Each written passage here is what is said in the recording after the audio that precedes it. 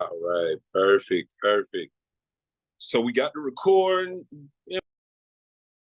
everything going. And if this your first time having a class with me, just kind of an overview of the way we rock or the way that we do it here, we pretty much will start it off with just some basic meditation, like a guided meditation, just kind of breathing and everything, release the day, kind of set the intentions for the class, make sure we be on the same page with the class. That's one of the things that I like to do. I like to be in harmony with each other while we doing this particular lesson.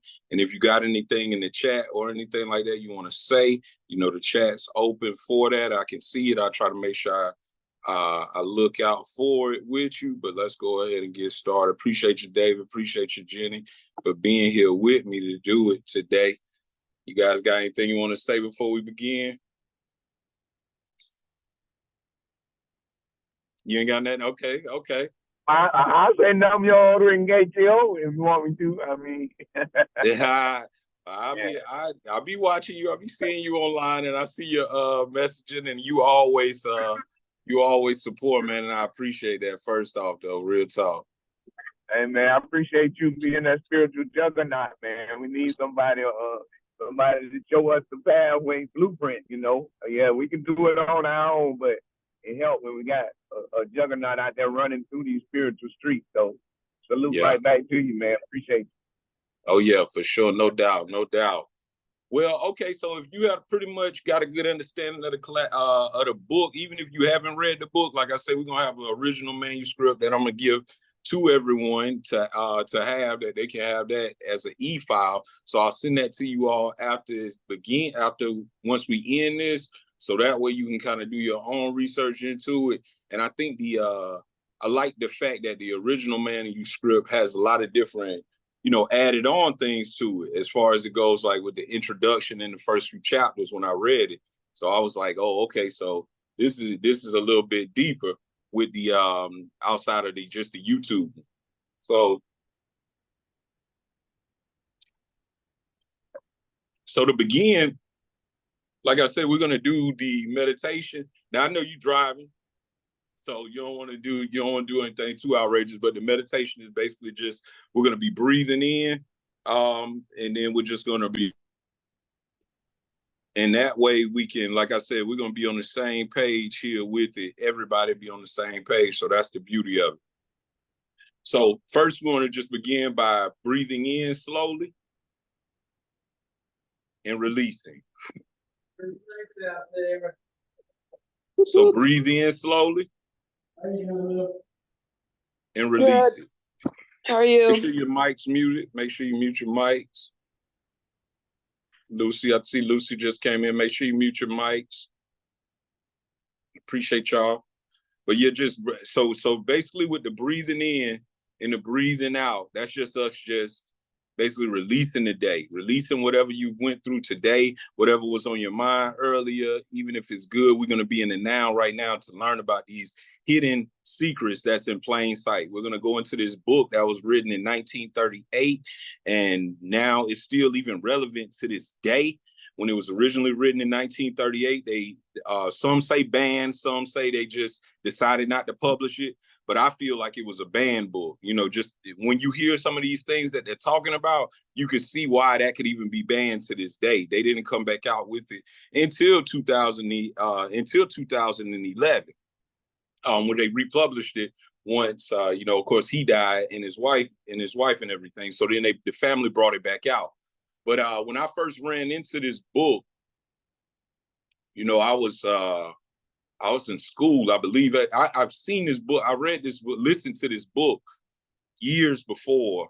And, at that time I listened to it. It was deep. I got a good understanding of it. I was like, oh, okay. Because I originally read Think and Grow Rich. And Think and Grow Rich was a monumental book in my life. But I didn't really get down with the Outwitting the Devil. Because at one point I didn't think I could even, wasn't even able to handle it, I feel like. Or that name, until I started really listening to the lessons and really understanding that's a part of the fear that keeps you in that control box.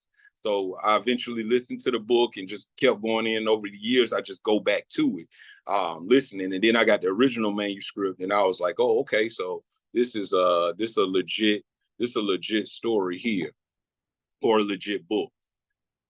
So first off, I want to kind of begin it with, I had like I say before, I have the original manuscript. Now with the manuscript, I want to begin it here. And I don't know if you all heard the book or not, or had it, but oh, hey, hello, how you doing? How you doing, Miss Kiana, Miss Stewart? Yeah, well, I'm gonna send the PDF after the lesson is over. I should have sent it to you before, but I'll send it to you guys after. You'll have a good understanding of the book. I'll also send links with the YouTube information and audio book or whatever else, type of resources we have tonight. So if you just want to kind of take notes, I hope I'll be able to explain it the best of my ability if you haven't already read the book or listened to the book. But just to kind of go in at the beginning here with the introduction. So if you go to the original manuscript, it's one of the things that he talks about that really resonated with me a lot. And it really kind of sums up, man, I mean, it just sums up taking life to another level, basically accessing your highest form of yourself and the process that it is, or that it goes by with that, and beginning life anew.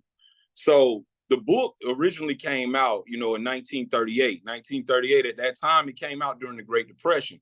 It was one of those times, of course, in American history that, a lot of us are familiar with. It was hard times, people losing their job, people were committing suicide, people were just losing it. And I mean, this happens, regular in America anyway, but this was one of the big ones in history. So that's when the book was written.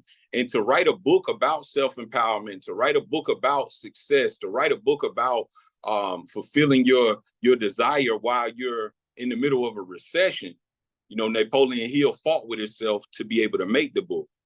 And Napoleon Hill is the author, if I haven't mentioned that. But Napoleon Hill fought with himself to try and make a book about this. And he said to himself, he's sitting there and he had lost all his money. He lost everything he had. So he fought with himself to even try to make this type of book to put out there to the world. And I think that goes to a lot of people nowadays. We can run into what they call imposter syndrome. We can feel like we're not worthy of speaking or expressing things to the world because we may not be fulfilled in ourselves, or think we're not fulfilled, and have that scary imposter syndrome pop up. And the next thing you know, you don't do anything about it. And that's what this book is about, drifting. We remember that word, drifting. But going into how he fought with himself, he said something in this, and when I read this, it just resonated with me as soon as I seen it. So he said like he was basically writing about how he got to the point of being able to even write a book like this. He says, because at the end of the day, doubt comes up, fear comes up, all these other things end up coming up when you're going through this. And he mentioned what they call the other self. And that was the part that I wanted to begin with. So he said that he got this strange urge to write the book. He got this strange urge to still, put things out there about his work in bringing people up during a hard time. Even though he had lost a lot, he still felt like he needed to. He called it the other self. Now, the other self, as he referred to it, is basically we have two forms of ourselves. You have the higher form of yourself, you have the lower form of yourself. But he called it the other self. So we have to know which self that we're operating out of. We have to know which self is the best self for the situation that we're faced with.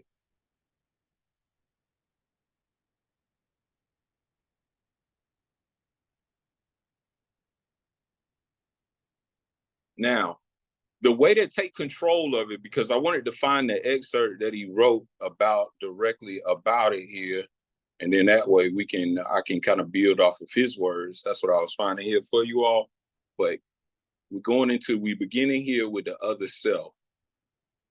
The other self. Keep that in mind, guys.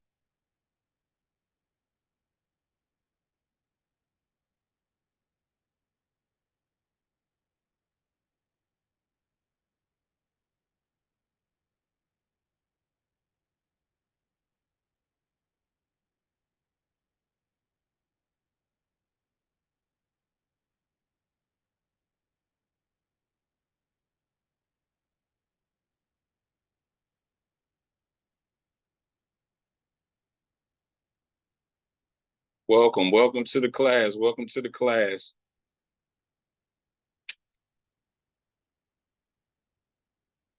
So here's a brief overview of the way he described the other self.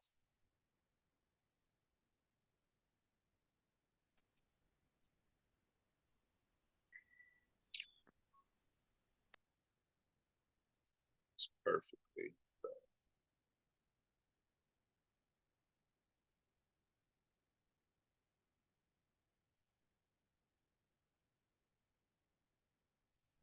All right, so my other self takes command. Here's again, my other self took charge and gave the command to register at the most exclusive hotel in the city with little more than $40 of my remaining capital in my pocket. It seemed like financial suicide when I marched up to the desk and asked for a room, or rather, should I say, started to ask for a room when my newly discovered other self gave the order to ask for a suite of rooms. So basically, he's breaking down that he's getting connected with a higher form of himself. Like I was saying at the beginning, he was in a position during the Great Depression where he was feeling as if, because he lost everything, that he shouldn't be able to teach others anything about being prosperous. So we tying that into the imposter syndrome. But now he's channeling the other self. And the other self is the one that's giving him the orders of what to do next. Now, what I feel like that means your other self is your soul aspect of yourself, your highest form of yourself, your intuition. That gives you the steps of doing things that may not have logical sense, but if you look at it on a spiritual level or outside of logical thought, you'll see that you're being guided into a better form of yourself. You're being guided the steps that you need to take. And sometimes we have to make that leap of faith. So he's written out the hotel. He doesn't know why. Now, you're entitled to know that two entities occupy your body. As in fact, two similar entities occupy the body of each living person on earth. One of these entities is motivated by and responds to the impulse of fear. Let's read that again. One of these entities is motivated by and responds to the impulse of fear. The other is motivated by and responds to the impulse of faith. For more than a year, you have been driven like a slave by the fear entity. This is him talking to, himself. He's saying his other self telling him you've been influenced by the fear entity. And we'll learn in this course that fear is one of the main things that's used by the devil. Now, that's one of the things that's motivating, and you become a slave to that fear. You become a slave to that imposter syndrome, or to thinking something bad is going to happen if you try to step into these things that you feel in your heart that's coming. Now, the night before last, and we're going to go further after this, but I just want to kind of go into this part of it because it's the intro. The night before last, the faith entity gained control over my physical body. And you are now motivated by that entity. For the sake of convenience, you may call this faith entity your other self. It knows no limitations, has no fears, and recognizes no such word as impossible. Woo! The other self. You were directed to select the environment of luxury in a good hotel as a means of discouraging the return to power of the fear entity. Now, let's break that down real quick right there. That's why I read this part, because I want to show, like, sometimes you might not have the money. You might not have the funds. You might not know how it's going to happen. but you know inside of you, you feel something is going to happen that's going to make sure you're able to do those things. I'm pretty sure that's why you're in this class, because you're looking for success, you're looking for freedom, you're looking for a way out of all these illusions and all these different things that we're faced with. You see what I mean by that? But he was saying like his other self, that message came to him, hey, go rent out a luxury suite. Matter of fact, rent out a couple of luxury suites. And the reason why I want you to do that, and it's going to be said right here. It's a means of discouraging the return of the fear entity. See, that fear entity, it doesn't like the new things. It doesn't like the luxury. It doesn't like you making choices like this. It doesn't like you taking those steps and moving through that fear. So when you put the environment, your environment begins to match those things. He's in luxury. He doesn't realize he doesn't have any money in his bank account at that point because he's surrounded by luxury. And we can do that for ourselves. We can put ourselves in, get the things that you have now that you can use and combine them together and be able to create a space for yourself that is luxurious or a space that can put you into that higher form of yourself. See, that's when that other self taps in. But if we're in poverty, if we're in the same environments, the same places, that fear entity is the one that's leading the way. The fear motivated old self is not dead. It's merely dethroned. That's another part. That fear motivated old self is not dead. It has merely been dethroned. So who's in charge now? That higher self. That fear self or that fear entity has been dethroned. It lost its power, but it doesn't mean it's gone. That's the key. It doesn't mean that it's gone. Just because we have a moment where we're actually, stop pressing stuff. Okay, we have a moment where we feel good. You know, everybody go through that. We feel good in the moment, and then the next thing we know, we back to that same, that same vibration, that same thought forms, that same fear entity is popping up. Now, when we go, so now that we go into the other to the other self, the fear entity's still there, but it's been dethroned, and it will follow you around wherever you go, awaiting a favorable opportunity to step in and take charge of you again. Fear of losing comfort. That's a great one too. That's a fear of change. That comfortability of the situation keeps us in that same we'll learn about that because we call that hypnotic rhythm. What we're comfortable with, it becomes our rhythm of our lives. So yes, the fear of even the fear of success. Even people fear success, to keep it 1,000 with you. But it will follow you around wherever you go, awaiting a favorable opportunity to step in and take charge of you again. It can gain control of you only through your thoughts. Only through your thoughts. Only through your thoughts. That's what this class is about. That's what this main breakdown of it, where the power lies, where everything is coming from, is the mind, the thoughts that we think. And we'll understand why that is when we go further. Remember this and keep the doors to your mind tightly closed against all thoughts which seek to limit you in any manner whatsoever, and you will be safe. Do not permit yourself to worry about the money you will need for your immediate expenses. That will come to you by the time you must have it. Now let us get down to business. First of all, you should know that the faith entity now in charge of your body performs no miracles. This is no miracles. This is within you. Nor does it work in opposition to any of nature's laws. As long as it is in charge of your body, it will guide you when you call on it through impulses of thought, which it will place in your mind, and carrying out plans through the most logical and convenient natural medium available. Let's read that again. That goes back into synchronicities. that goes back into following that inner voice, because that inner voice is guiding you and it already knows the money's right up ahead.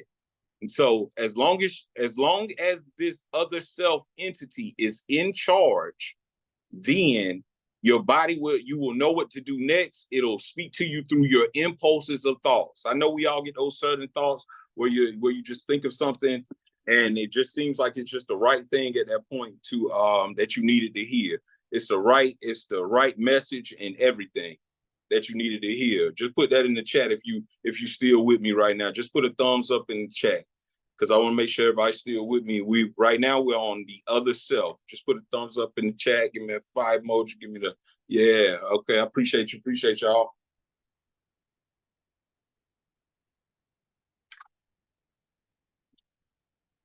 There we go. All right, so let's keep going.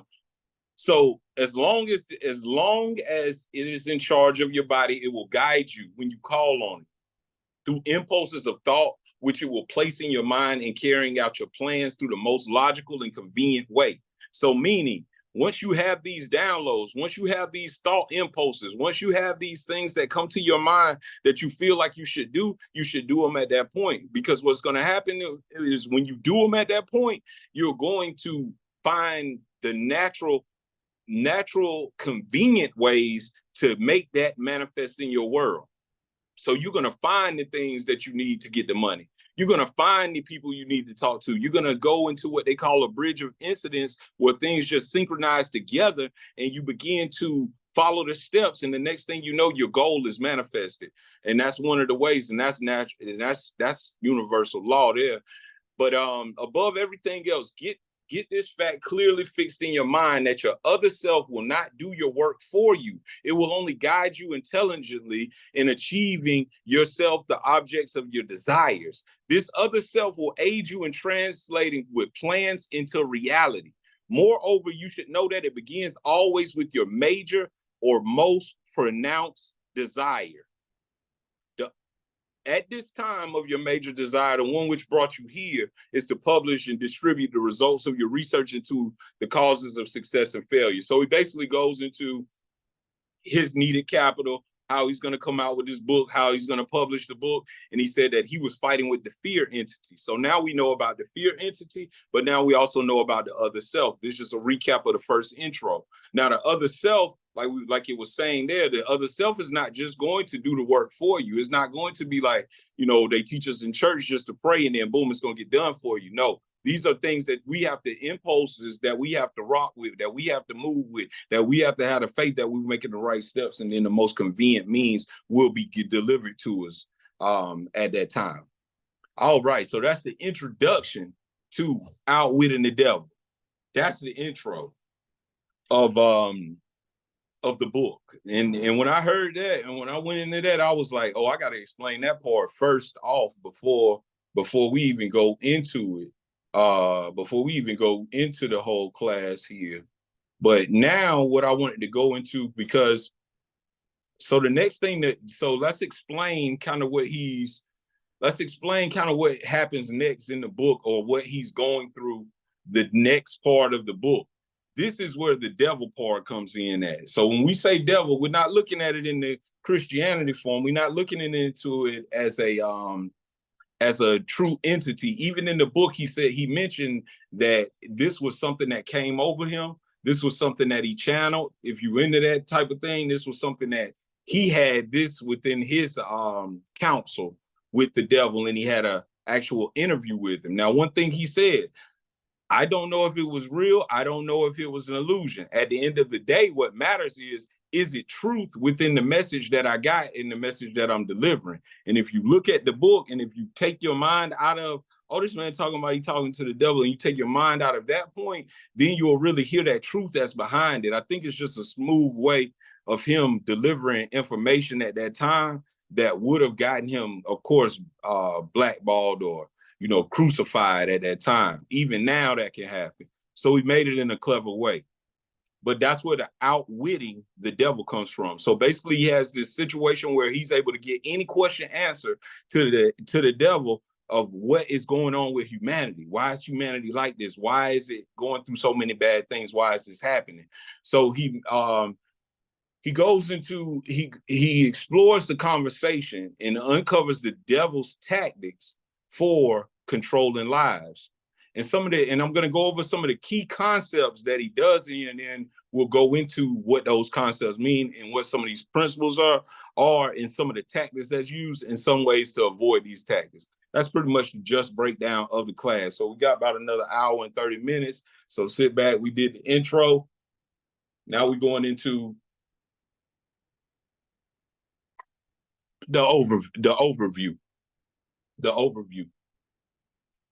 So the key concepts that we're going to cover is drifting. That's throughout the whole book. Drifting. Identifying drifters, which they say are people without a clear purpose, and they're susceptible. Let me try to say the word. They prone to being controlled. Anyone that can't come up with their own thoughts, anyone that can't come up with their own definite aim, they say that a lot, definite desire, definite chief aim, definite plan of action that you want to take. Anyone that can't do those type of things, they're going to naturally be in a position to be controlled. And even I fall victim to that. Everybody falls victim to that at some point in life. So that's why we taking classes like this to not fall victim to those type of things anymore. Nobody's higher, nobody's lower. People just controlling their mind better than others. That's what I believe. But the definiteness of purpose is setting clear goals and unwavering beliefs and achieving them.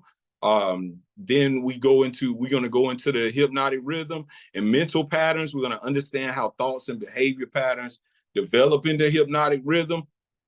We're going to confront the fears, like we were talking about the fear entity. Then we're going to talk about propaganda tactics of and mind control.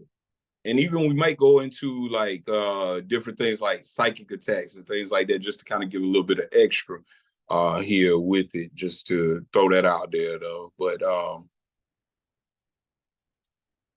one of the first things that he began with, and this is how I began my book too, my newest book, You Win When You Write Within. You have to start with the foundation. You have to start with the very beginning of what created us to be the way that we are. How did we even fall into drifting? How do we even fall into being caught up in the tactics of the devil, or what they call the devil in this book?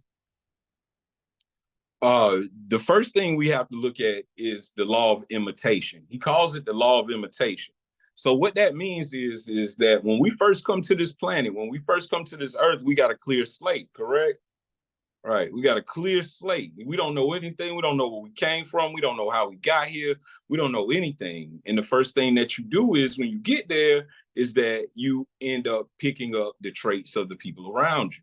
You end up picking up the things that the people around you in that environment are doing. You end up becoming the same limitations of that environment. You can begin to even have some of the same thoughts as the people in that particular environment or that area of your life. So we imitate the law of imitation. Your first 7 years, you're in a brainwave state where you're soaking up information, you're soaking up knowledge, you're free, your imagination is free, your creativity is free. You think in all these different thoughts, but eventually, due to the society that you come in, and that's the way that the devil begins. It begins at a young age, and what happens is, and when I say devil, I want to say like low vibration entity or anything like that. When I say that, we're going to look at it like that, guys. We're going to look at it like that. But when you first get here, you're at that point where you're just free. You're free. And this has been proven through psychology, the study of consciousness, the study of brain waves. We know that at that point, we're just soaking in information. That's how you learn language. That's how you learn everything. This law suggests that individuals tend to imitate the thoughts, beliefs, and actions of those around them, especially those in positions of authority or influence. Through repeated exposure and imitation, certain behaviors become ingrained in the society's collective consciousness. So then so that becomes your unconscious way of moving throughout life. What our mothers told us. What did my friends tell me? What did the preacher tell me? What did my teachers tell me? What did all these people tell me? And that goes into what he was saying about outwitting the devil, because that's where the devil works at. He works through those avenues. He works through those institutions. He works through those people above us that we see as influential, and we look up to them or we get our information from them, but sometimes they can be being controlled by that system, by that devil, and then it dumbs you down, and the next thing you know, you either adopt it, and that's when and if you adopt it to that point where you really believe that's how life is, then you become a drifter, because you're not making your own thoughts, and you're taking your own divine source and your own divine nature to be able to create the reality that you feel fit for your soul being and what you feel within your other self.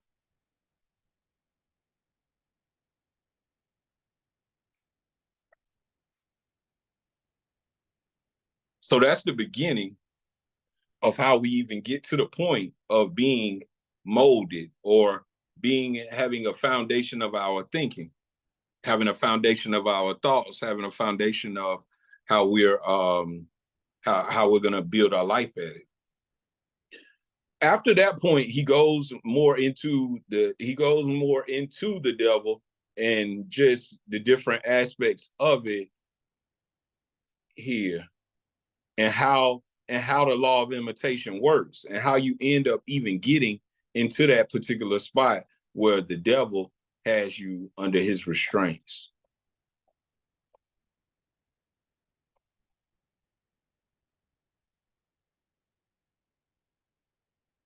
Now, let's go a little bit further here. So we basically went into how he even came to the point of writing the book. We talked about the other self. We talked about, if you're taking notes, I'm going to recap all throughout the class, because I just like to kind of stay on point and stay on the theme and make sure everybody's flowing with it. But just to recap, we talked about the fear entity. We talked about the aspect of ourselves that is the lower aspect, and then we talked about the other self, and we talked about the other self won't do it for you. You have to take initiative and action behind the impulses that you'll receive, and then you make your environment conducive with the other self, and you make your environment conducive with the things that you actually want to see and the desires that you want to have, and that way the other self will be able to operate more, because the fear entity does not like it, or cannot survive in a higher vibration. Basically, that's why they tell you to clean up. That's why they tell you to, do these different things, because otherwise the so-called devil will be able to attack. Okay, so one of the things like I said before, one of the main things that we're going to go into, and I want to go into hypnotic rhythm, because that is the main concept of this book. Let me get it pulled up real quick for you guys. I'm almost there.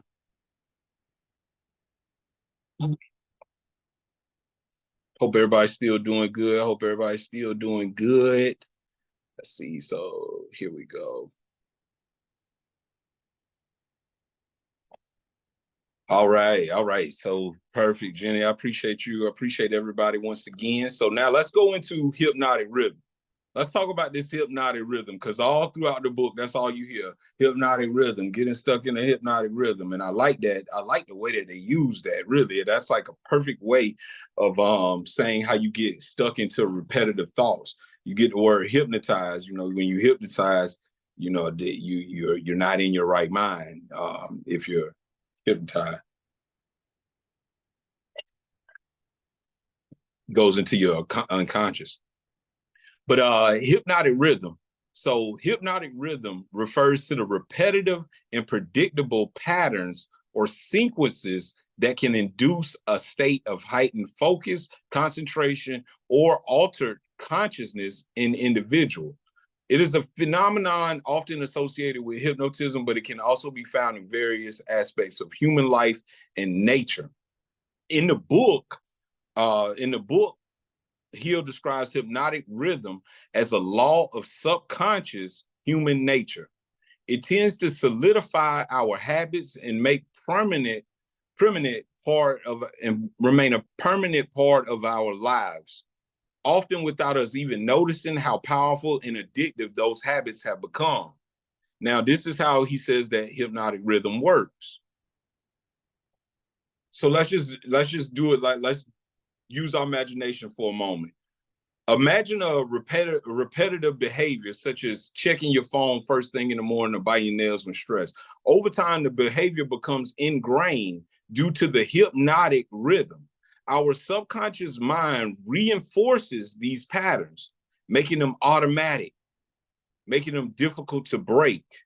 Even when we have habits, even when we have beliefs, even when we have certain things that we know may not be the best for us, but we continue to do it and it's hard to get out of it, that's because that's the rhythm that we're rolling on. That's your hypnotic rhythm. That's how you move. Rhythm is a flow. Rhythm is, it can be either positive or negative. It can have you can have a positive rhythm or you can have a negative rhythm. And that's what that book is referring to when it says hypnotic rhythm. What's the rhythm? I got some musicians in the house, so I know with the rhythm. Now, the way that he basically says to break free from this hypnotic rhythm is to have a conscious awareness of it, become aware of your habits and the impact, making intentional changes. So deliberately replacing negative habits with positive ones, and consistency. So the repetition of new behaviors, the repetition of a new viewpoint, the repetition of a new thought, a repetition of a new way of looking at the world becomes ingrained eventually in the subconscious, which then ends up being our rhythm. So we have to become consciously aware of what our rhythm is in order to be able to change it and put in the proper things that you feel you want out of life. So being mindful of this and those different things. Now, I found it interesting with the hypnotic rhythm. I hope everybody kind of understand what hypnotic rhythm is. We'll talk about that more in the class. But I found it interesting because this hypnotic rhythm was something that was even used observing yourself lately. That's perfect. Yeah, and anytime y'all want to say something in the chat, let me know, because that helps me build on each other's energy. We're in harmony with each other, like we said at the beginning. Yeah, the more you observe yourself, the more you consciously aware of that, you'll start noticing what your rhythm is. You'll start noticing what drum you're beating to, what song you're beating to. Where is this coming from? Like who put this in my mind? Who made me believe this about myself? Who said that I can't do this? Whatever it may be. Now, the hypnotic rhythm, I while I was doing my research, I found this interesting too, because I seen somewhere where they were even referring, and I'm going to read what hypnotic rhythm right out of the book as well, though, first. But they even had it at I went to PsychWeb. I went to psychologicalweb.com, and I wanted to see, like, what did they say about that? What does hypnotic rhythm mean to them? I know he's saying he's talking to the devil and he's saying it, but even now they have things up where they're talking about the hypnotic rhythm, referring to the repetitive and predictable patterns or sequences that can induce different states of mind, either a lower state or a higher state of focus. But let's go to the book and let me see if I can find I want to find where he actually, I want to give you I want to give you a actual definition from the book here. Okay, I think I got it right here. Put my quotes up.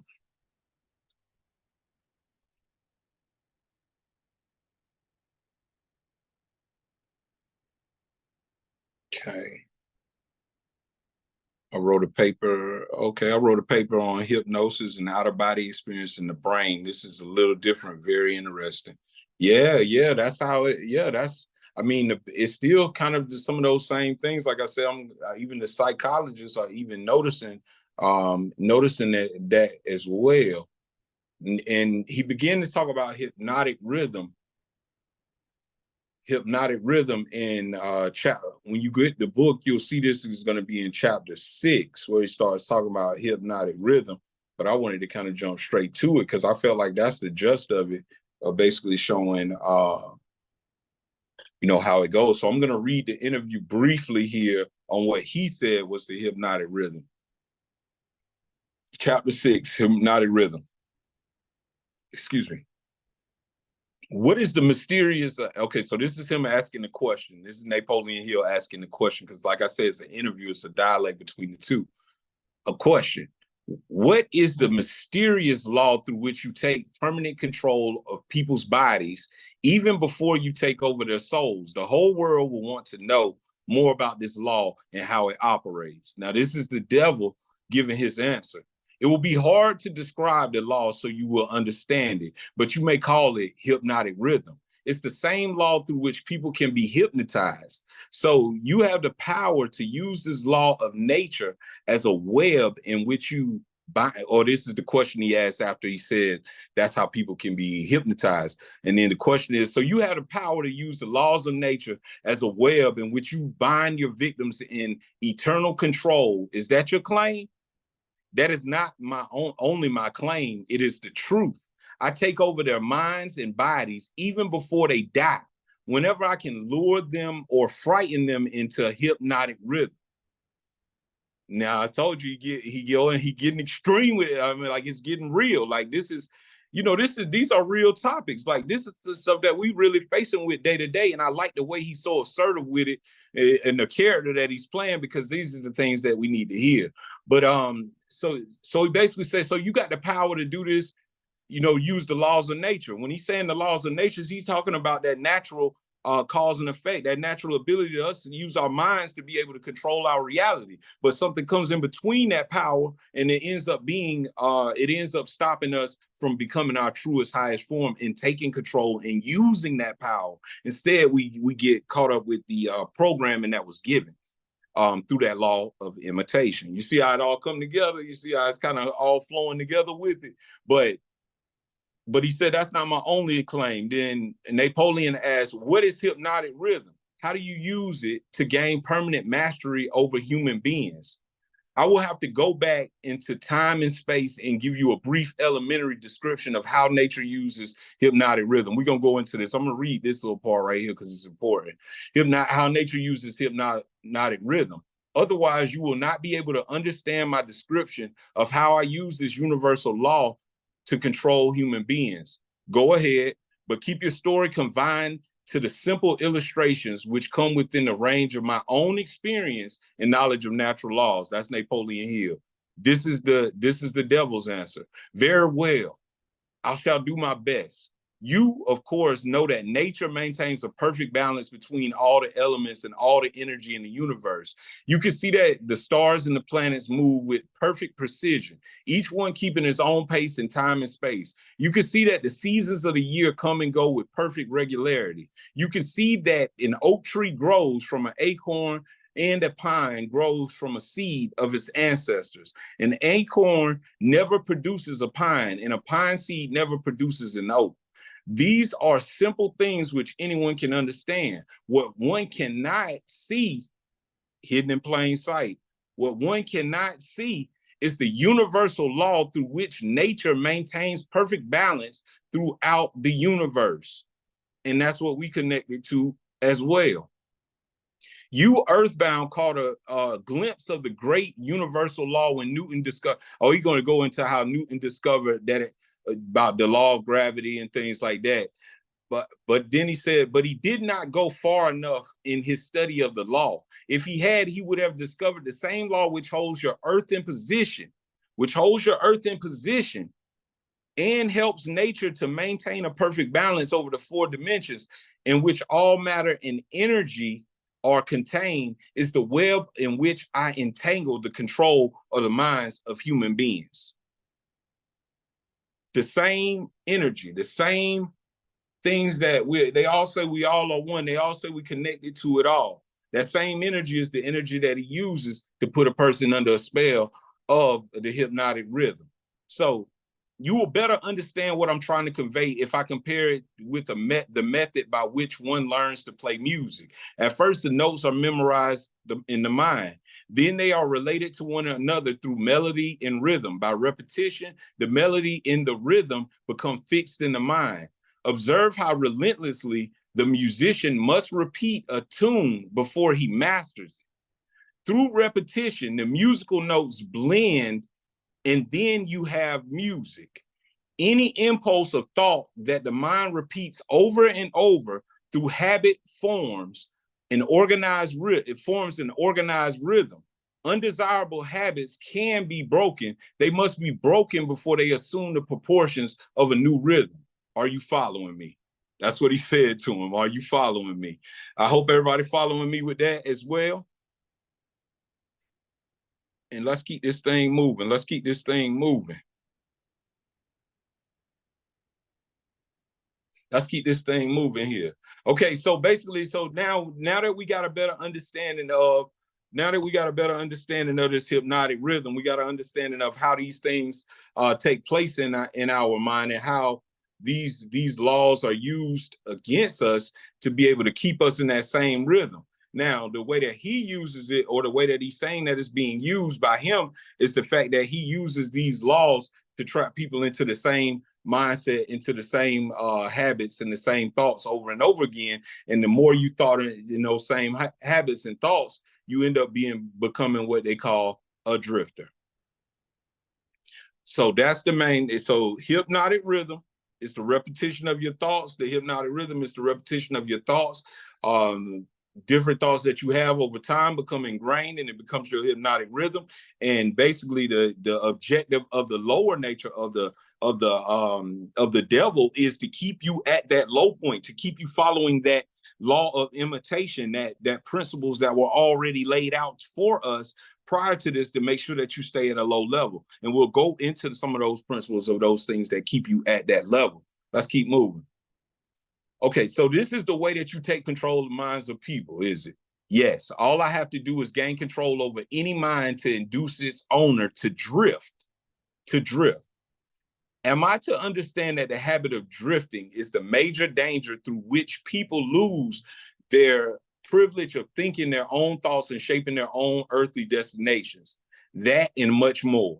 Drifting is also the habit through which I take over their souls after they give up their physical bodies. So he's going even deeper with that.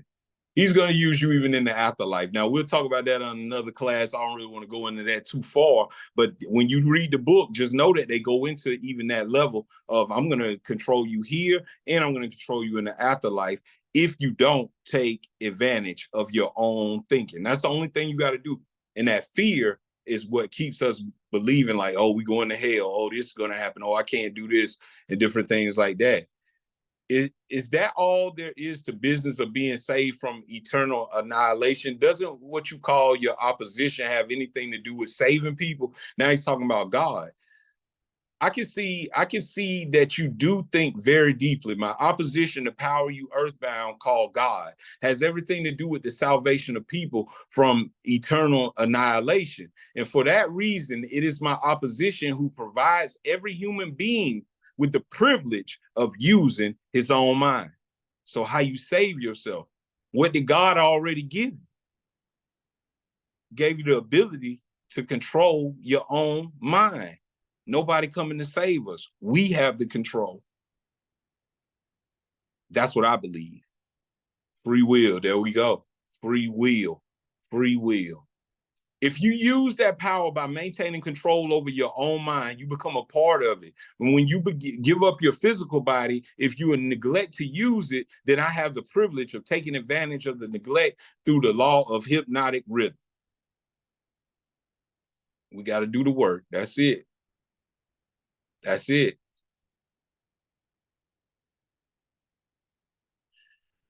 I'm going to stay with hypnotic rhythm for a moment. And no, I want to stay with hypnotic rhythm for one more moment, because this is where the juice is at. This is where the juice of the book is at.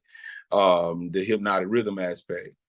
Let us come back to the subject of hypnotic rhythm. Tell me more of how this law works. Show me how you use individuals to help you gain control over others. I want to know something, the most effective ways you use hypnotic rhythm. Oh, that's easy. That's what he said. The thing I like best is to fill the minds of people with fear. And we're going to go into that. Once I fill one's mind with fear, I have little trouble causing him to drift until I have entangled him in the web of hypnotic rhythm. Question: what human fear best serves purpose? Answer: the fear of death. Wow. Why is the fear of death your favorite weapon? Because no one knows. And by the very nature of the laws of the universe, no one can prove definitely what happens after death. This uncertainty frightens people out of their wits. People who give over their minds to fear, any sort of fear, neglect to use their minds and begin to drift. Eventually, they drift into a whirlpool of hypnotic rhythm.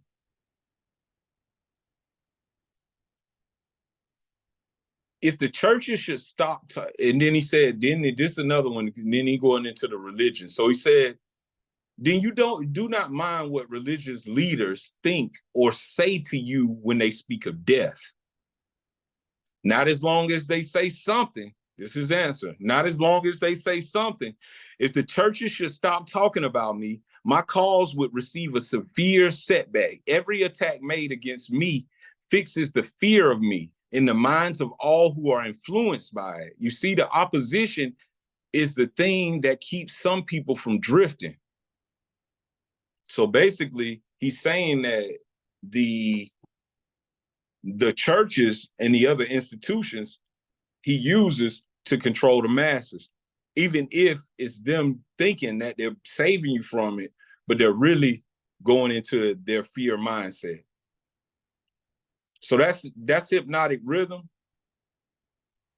That's directly from the book, and that's the interview. So we talked about the other self. We talked about the fear entity. We talked about the law of imitation, how we get caught up and start drifting, or, get caught up in this hypnotic rhythm. Then we went over directly what he was saying was hypnotic rhythm and how it's just a universal law that he can use to his advantage, or we can use to our advantage by taking over our own minds and having our own thoughts about things in this world.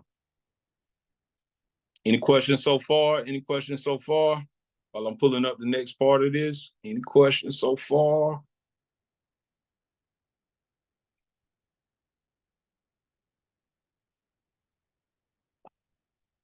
All right. Okay, perfect. Let's keep it rolling in. Let's keep it rolling. All right. So now that we got the understanding of basically the fears that or basically like the way that he uses this, I want to go, that's what we're going to go. How do people not drift? We're going to go into that as well. We're going to speak on like some of the things that how it works, and then we're going to take on how to make sure that we're not falling victim to it. But we got to know what it is all the way around first. Okay. So let's start here though. So one way that we end up finding ourselves drifting is through fear. That's one of the main things that he speaks on throughout the whole lecture, the fear aspect. Stepping out of that fear is what keeps us at that low level. Now, the 7 fears that were outlined by Hill, he did 7 different fears. And I'm going to go over these different fears that he had here and break them down a bit here for you all. So the fear number 1 is the fear of poverty. The fear of lack or scarcity can paralyze individuals, preventing them from taking risks or pursuing their dreams. Number 1, fear of poverty, fear of losing it all, fear of people just, basically fear of people not having nothing, that embarrassment, not having any money, not having anything else. So we might not even try, or we might be so tight with our, comfort. Like we were saying earlier, Dave, you might be so tight with the comfort aspect of where you're at because you don't want to lose it. even though your other self is telling you, hey, it's something right up ahead, bro. It's something right up ahead, bro, that you need to be taking advantage of. But that fear aspect and that fear of poverty hits then. What if I lose all my money if I put it in there? What if I'm homeless after this? You know, we all have these thoughts. I know I do. You know, and that's one way to not drift, to remove that fear of poverty. What's the worst that can happen? You can make more money. But the fear of criticism is the second one. So the fear of criticism, okay, we'll get to that. We'll get to that for sure. The fear of criticism, the fear of judgment or disapproval can hinder creativity, authenticity, and self-expression. So the fear of being scared that somebody's going to criticize you, people's going to talk about you, people are going to down you. That was one of the main fears that a lot of people have, you know, dealing with like imposter syndrome, dealing with trying to put yourself out there. But that's the devil itself. That fear of that judgment and that criticism is the devil using its powers or using that hypnotic rhythm to keep us in a state of being scared of that criticism.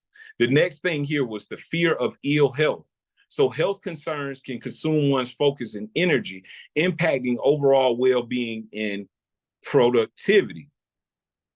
Now that's a good one right there, because a lot of us fear getting sick. A lot of us fear, you know, what if this happens? What if I go to the doctor and they tell me this? I know that's been my fight and other people's fight and our parents' fight and different people like that, you know, the fear of ill health. Now, not to say that the doctor got all the answers, but the fear of just, man, you could just really get sick out here, out of nowhere. And that scares a lot of people, as it should. But I wanted to go directly back to the book though with that point, because and I had this epiphany earlier. And it said, and I said to myself, I said, okay, I said, yeah, this makes sense, because for the longest, I just was basically just eating whatever, doing whatever, not really working out. I was an athlete, but at the end of the day, as I got older, I felt like, what's the point of all that? You know what I'm saying? So, but he goes even into diet here, or what you eat, and I wanted to kind of go into that because I thought that was so necessary, and that's one of the new things that's been popping up. So even what you eat plays a role in how you navigate through this journey.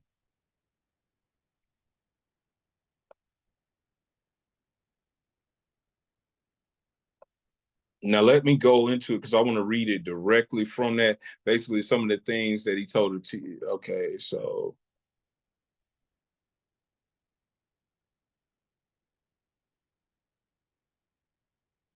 okay, here we go. Okay, so this is where he talks about the diet, and he compares it to a sewer, a city sewer. And that was so interesting to me. And he was saying, like, just think about it. When you're sick, the only thing that you're thinking about is getting better. That's all your mind is on. I hope I can get better. I hope I can feel better. I can't really think about no other goals because right now I'm sick. So that's the only thing that's on my mind. At that moment, once you go into what they call ill health. So he said what we eat play a role. Now, I'm not sitting here telling you to go vegan. I'm not sitting here trying to say like we're supposed to just, you know, be eating the perfect way. I'm not here to say that, but I'm here to say like the eating aspect of it. Because before I was like, man, I'm not really worried about that. You know, I can still think, my thoughts and powerful mind. My mind got power over these foods. I'm not worried about that. And then I gained a lot of weight and I understood then like, oh, this ain't gonna work. But basically what he was saying is that when we're sick and when we're eating bad, and that's one of the tactics of the devil, to feed you things to eat badly. So then you won't have the energy, you won't have the motion, you won't have the ability to be able to run in your optimal pace of your other self. So health That's a tangible thing that we can do today. And he knew this in 1938. So yes, exercising, eating properly, these type of things are going to keep you from drifting. Boom. Parasites can talk through, yeah, there we go. Parasite, that's a whole nother level to it. And he was writing about this, and what makes it so interesting, guys, he was writing about this in the 30s. In the 30s, he knew these things. So this is before this is before that's before the hospitals and different things started looking into these things like that. So let me read what he said. Okay, so like I said, he compared it to a New York City sewer. These poisons clog the stagnant. So he talked about the bad foods and what happens with these bad foods and what ends up going on with yourself. These poisons clog and stagnate the body sewer system until it slows it down in its works of elimination of waste matter. After a while, the sewer system stops working altogether, and the victim has what he calls constipation. That's the word that they use there. But by that time, he is ready for the hospital. Now, this is the word that they use. This is a way to stop, to not be caught up in drifting. These are all ways to not be caught up in drifting, by the way. But he said, before Dr. Sabi, before Dick Gregory. So that makes you think, like, how deep is this? In the 30s, people weren't really into no exercise, running, and things like that, the way that we are now. But people still fall victim to these foods, to these things, but they're fed to us because that was already a plan of the devil. So by that time, he is ready for the hospital. They call this auto intoxication. Auto intoxication, or body sewer poisoning, takes the machinery of the brain and rolls it into something resembling a wad of putty. Before Rockefeller medicine, there you go. And we'll go into those institutions. We're going to go into those things too. But before the pharmaceutical industry took over, the victim then becomes sluggish in his physical movements and mentally irritable and fussy. If he could only take one good look at and one bad smell of his own sewer system, he would be ashamed to look himself in the face. This is the devil talking. City sewers are not the pleasant of places when they become overloaded or clogged, but they are clean and sweet compared. They are clean and sweet compared with the intestinal sewer when it has been overloaded or clogged. So basically our own system being overloaded and clogged, and what happens with that. So then he kept going over from there, and he said, this is not a pretty story to be associated with the pleasant and necessary act of eating, but that is where it belongs, because overeating and wrong food combinations are the evils in which cause auto intoxication. People who eat wisely and keep their body sewers clean handicap me, the devil, because a clean body sewer generally means a sound body and a brain that functions properly. Imagine, if your imagination can't be stretched that far, any human being could move with definite purpose with his body sewer filled with enough poison to kill 100 people if it were injected into their bloodstream directly. Well, if you wish to be absolutely correct, you should say that improper eating is responsible for the majority of the ills of the body and practically all of headaches. If you want proof of this, select 100 people suffering with headaches and give them each of them a thorough washing out of their body sewer systems with a high enema.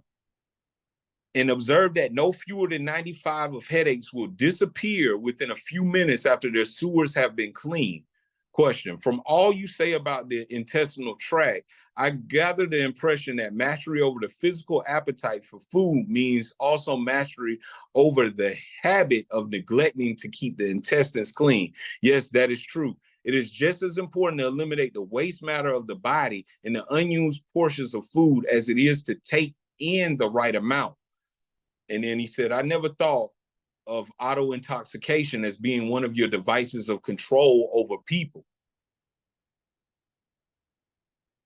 Drain, field, and see, that's how it's lining up.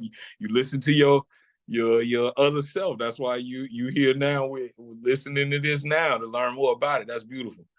I never thought of auto intoxication as being one of your devices to control over people. I'm utterly shocked to know how many people are victims of this subtle enemy hidden in plain sight. That's why I kept saying hidden in plain sight. The foods that we eat play a direct role in the manifestation that we have in our lives.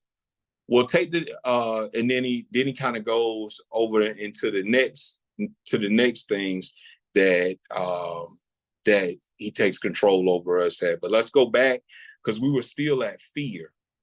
We were still at fear here. Let me go back here.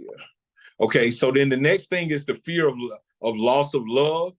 So the next thing was that he uses the fear of rejection or loss in relationships can lead to insecurity and emotional distress.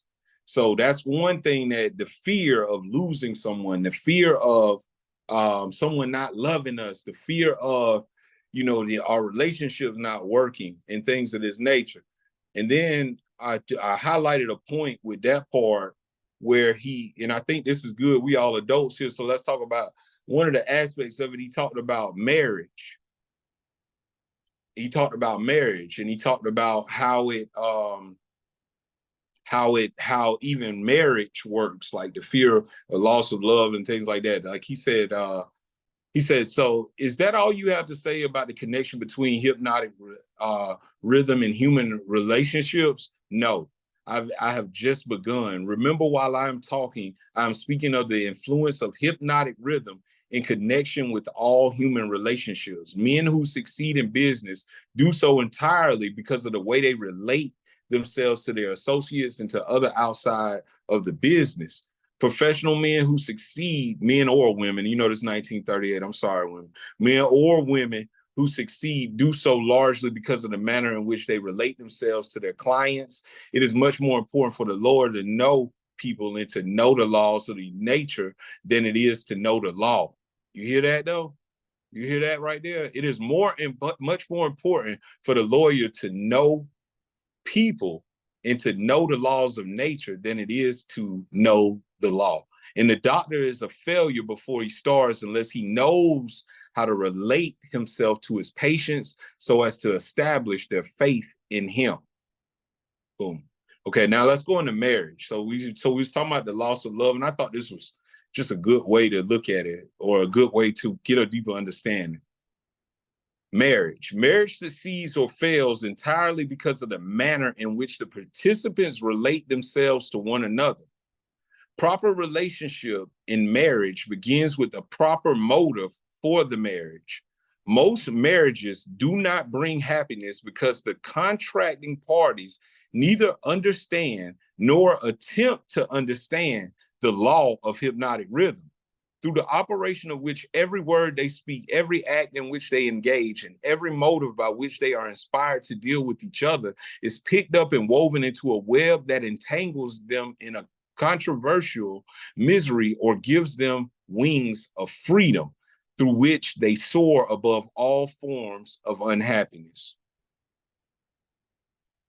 So basically, having the same hypnotic rhythm and being in harmony with your partner. But a lot of times, the fear of the loss, the fear of being out of harmony with each other, that's what causes, and that's where the devil works his magic. Every newly made acquaintanceship between people ripens into friendship and then into spiritual harmony, sometimes called love. Or plants a germ of suspicion and doubt, which involves and grows into open rebellion. According to the way in which the participants relate themselves to one another. Hypnotic rhythm picks up the dominating motives. This isn't a marriage. This is between the two people. We're just talking about this because we were talking about the fear of loss of love, and we can even use this in our daily lives now, like why a lot of marriages go south and why marriages may not work, because of the fact that they're not in sync in spiritual harmony. That's what love is, when you're in harmony with that other individual and you're on the same plan, and you create an alliance and you bring it together and you create something beautiful. But Okay, so hypnotic rhythm picks up the dominating motives, aims, purposes, and feelings of the contracting minds and weaves it into some degree of faith or fear, love or hatred. After the pattern has taken definite shape, as it does with time, it is forced upon the contacting minds and made a part there of them. In this silent way does nature make permanent the dominating factors of every human relationship. In every human relationship, the evil motives and the evil deeds of the contacting individuals are coordinated and consolidated into definite form and subtly woven into that all-important human trait known as character. So that's going into the fear of the loss of love. It's so much on this book. I mean, it's so much. I keep going into it, but let me break that down a little bit with the marriage aspect of it, or those different things. If we out of harmony with each other, you ever been with somebody, you're out of harmony with them, you just can't stand nothing they do. It doesn't matter what they do. And that's the devil creeping in. They even say that in the church. You begin to have arguments. You begin to have disharmony. You begin to destroy each other. You actually can, the thin line between love and hate, like they say. So that's one of it. And sometimes just the simple fear of losing the love, what can cause a lot of problems and make you end up being single or alone, or not being able to keep that love of your life because you have that fear of losing them, when we shouldn't be attached at all. We should be in harmony. Hope that made sense. Okay, but next thing is, okay, so then he goes into the fear of old age, concerns about aging, concerns about aging. So being worried about getting old, even though it's inevitable to all of us, being worried about the old age, concerned about aging and declining abilities may instill anxiety and limit our life choices. That's another one. So then we got the fear of death. The ultimate fear of death can evoke existential questions and existential dread, shaping attitudes toward life and risk taking. So that fear of death, and I spoke on that earlier in my live earlier, where I was speaking about how you can crush the fear of death by looking at death as like it's inevitable. And you can use death as a way to empower you, because you could say to yourself, when you're feeling that fear, or you're feeling that feeling of, oh, I can't do this, you can say to yourself, hey, one day I got to leave this planet, so I need to use this body and this moment to the fullest to really actually push. I use that as a way to motivate myself. If you use death that way, because it's inevitable, it's the only thing guaranteed. But when you have the fear of death, it ends up making you scared to do things, scared to try things, and all these different things like that. So the fear of death, you make it small as you can in your mind, and then you just basically use it as motivation to make yourself continue to go. I hope you guys got that one. But the fear of, and then the next thing is the fear of failure. That's the 7 ones. The fear of failure can inhibit, make you stop trying to experiment, stifling your growth and progress with the fear of failure. So it was 7 different fears that he uses to control. 7 different fears that we talked about here. Just kind of recap those. The main one is the fear of poverty, the fear of criticism from others, and the fear of ill health, the fear of law. And we talked about with ill health, the way to avoid that particular fear is by taking care of the body and eating better, because that's that's another subtle secret way that we are being controlled. Give me 1 second. Bag, you can bring me the computer charger. I think it's in that bag. But yeah, so we talked about fear of ill health and how that can end up being the hindrance that'll hold us back. With that, then we talked about the fear of loss of love, losing someone. Then we talked about marriage and being in harmony with the other individual that we fell in love, that we once were in love with. Like they say, the thin line between love and hate, and it's usually a thin line between love and hate, because it's so easy to cross over that to go out of harmony with each other and come to those type of conclusions. Great. I think we're moving along well. I'm trying to get back to the chat here, if I can see it. Zoom always give me a hard time, guys. Always give me a hard time.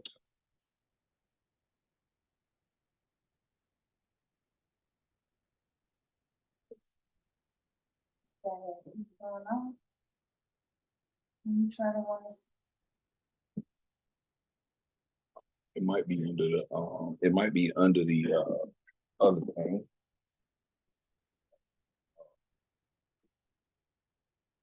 Can't plug. Oh, don't plug that. Under what?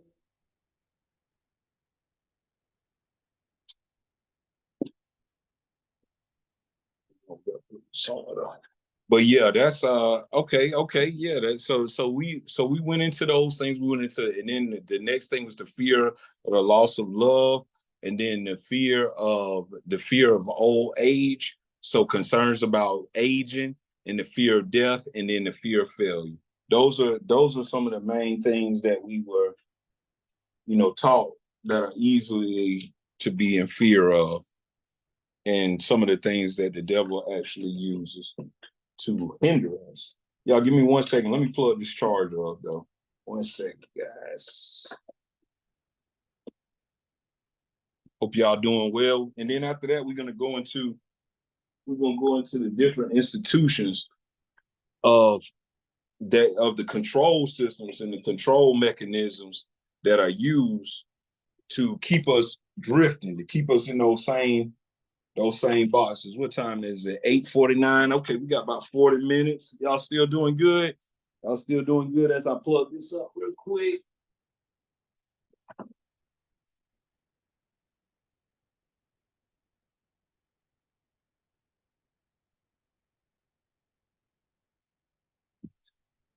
Okay, I hope everybody's still doing good. Okay, perfect. I see y'all in the chat.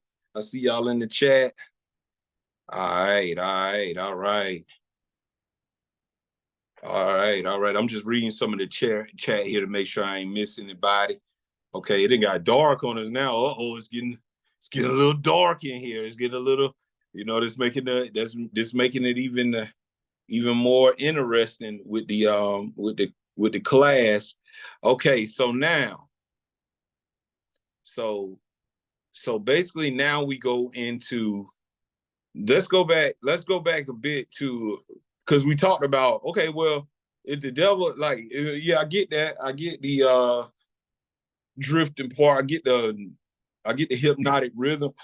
Understand those things. So how does he do it? How do you even get us into that state? How does it happen? Then he goes into the institution of control. And we're going to talk about those 4 institutions of control that is used in order to keep you in drifting and to keep you in a hypnotic rhythm that is not of your own, to keep you in that fear entity.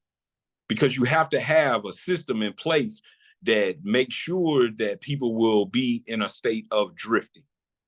So let's start off. The first one that he mentioned was religion, which was perfect, the perfect answer. The institutions of control, religion.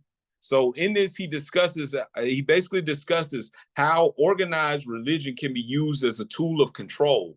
While acknowledging the positive aspects of faith and spirituality, he critiques the manipulation of religious beliefs to instill fear, guilt, and obedience.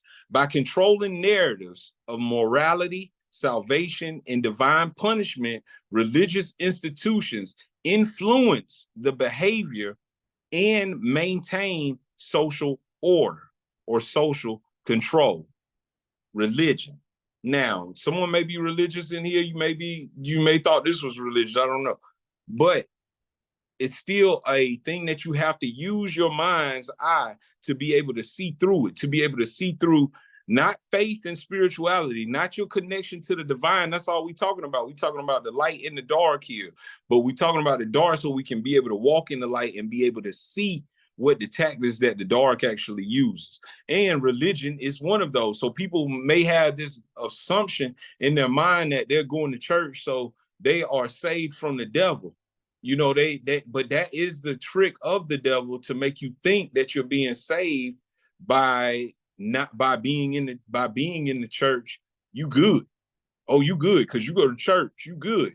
Whole time the church is instilling that same hypnotic rhythm within the members, and it's actually an agenda of the unseen hand of the devil. At least that's the way That's the way he breaks it down. I hope I ain't lose nobody with that one. But even if I did, oh well, because at this point, we got to go further. You feel me? We got to go further at this point. But let me see, because I want to pull that one up. This was in chapter 9, where he goes into education and religion.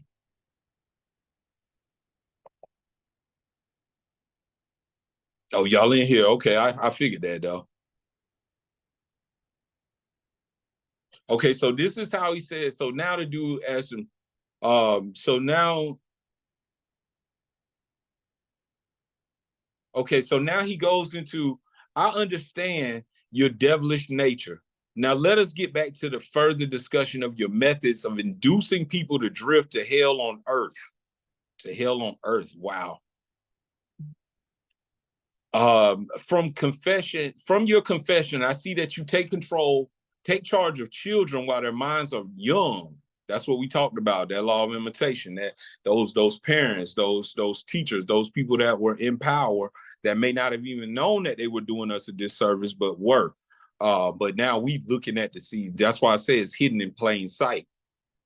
He said, okay, so he said, tell me more of how you use parents, teachers, and religious leaders to ensnare people into drifting. One of my favorite tricks is to coordinate the efforts of parents and religious instructors so they work together in helping me to destroy the children's power to think for themselves. Wow. That's what we talked about at the beginning when we talked about the law of imitation. So he says he used I use many religious instructors to undermine the courage and power of independent thought of children by teaching them to fear me. But I use the parents to aid the religious leaders in this great work of mine. Then he asked him, okay, so how do parents help religious leaders destroy their children's power to think for themselves? I never heard of such a monstrosity. Monstrosity. I'm starting using them words. Monstrosity. Never heard of such a monstrosity. But I accomplished this through a very clever trick.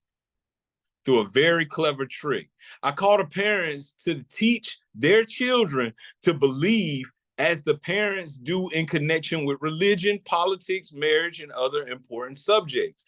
In this way, as you can see, when I can gain control of the mind of a person, I'm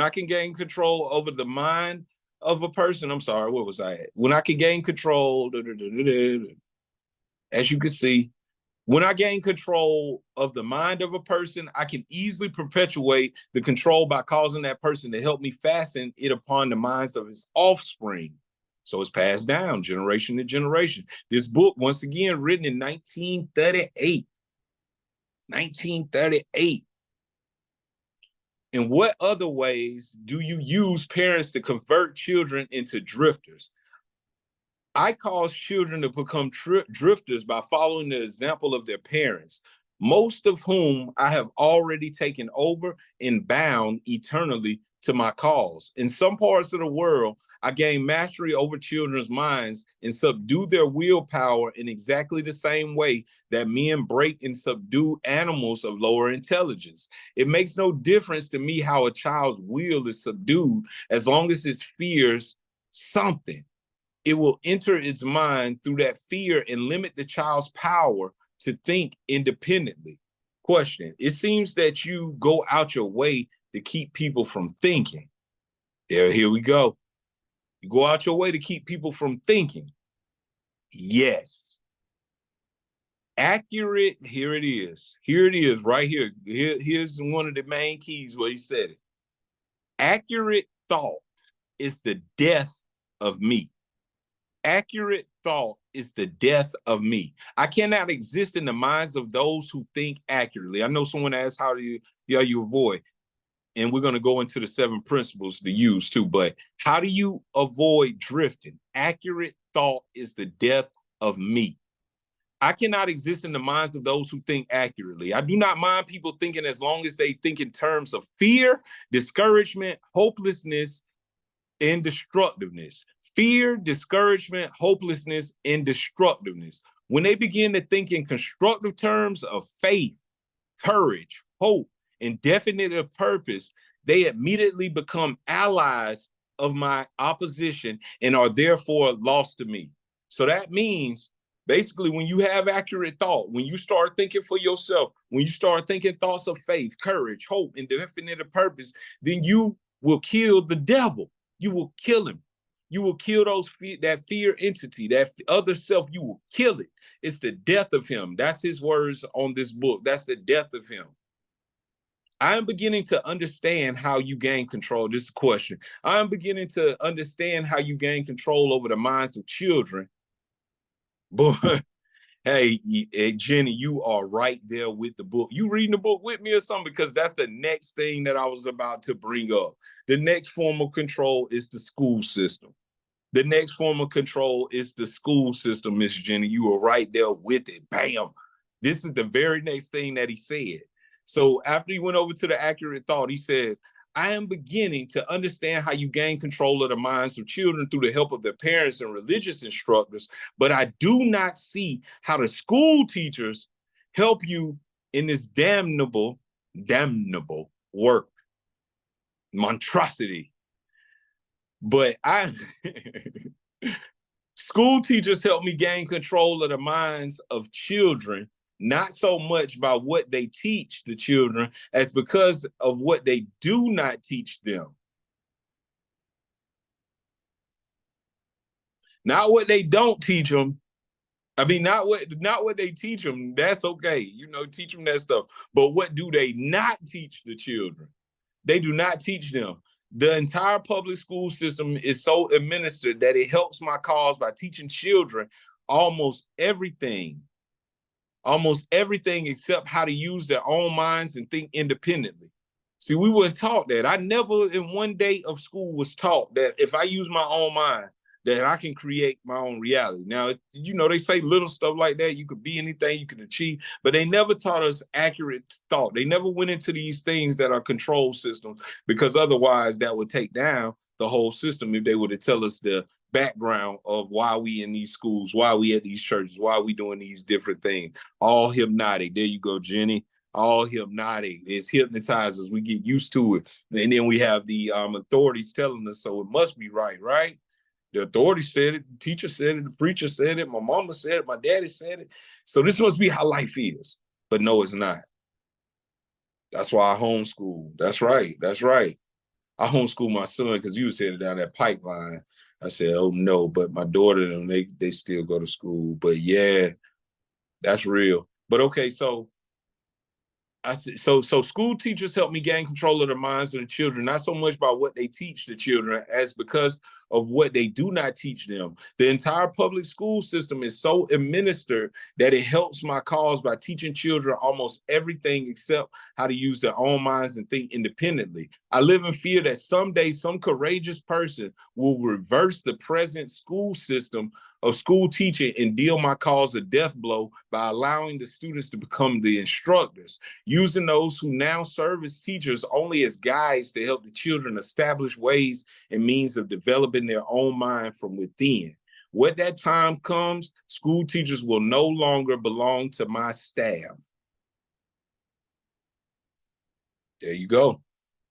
There you go. That was the second one. The school system. Okay, now we coming up on 9 o'clock. So I'm gonna go in because I want to make sure I give you ways to get over. I'm not here for the fear mongering. I'm just here to put the hidden secrets right in our face. Okay, then the next thing. So we went into the educational system, the standardized curriculum, the rigid structures, and the emphasis on obedience to authority figures can stifle independent thought and the innovative thought thinking. So through repetitive, through these things, that eventually becomes the hypnotic rhythm of the collective based on what they learn in school. That's how we find ourselves a lot of times. The next thing that he used as an institution of control, you probably can guess it. We use it every day.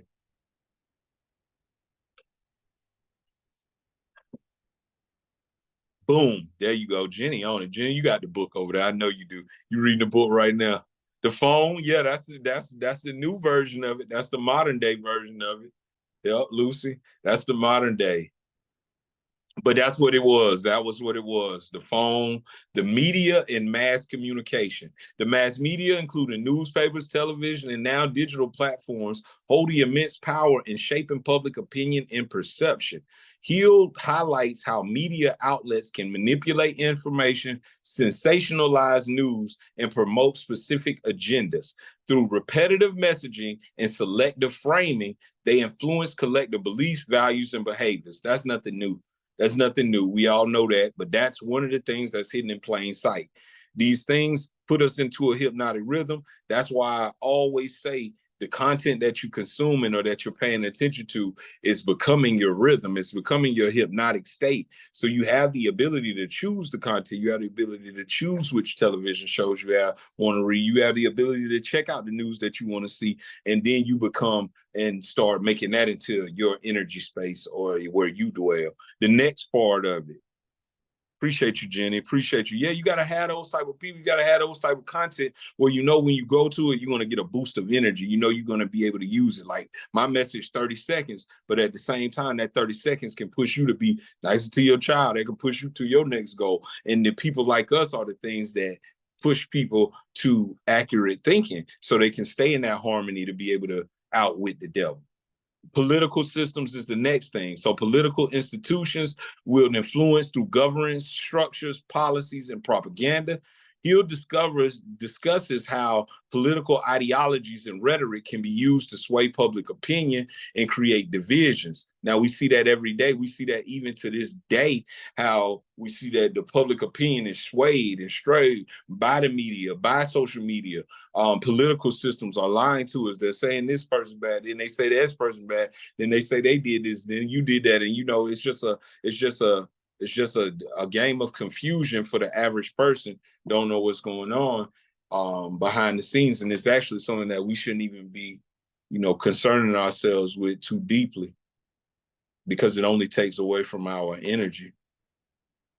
But okay, so let me see if, because I always like to read the different things he says on there as well.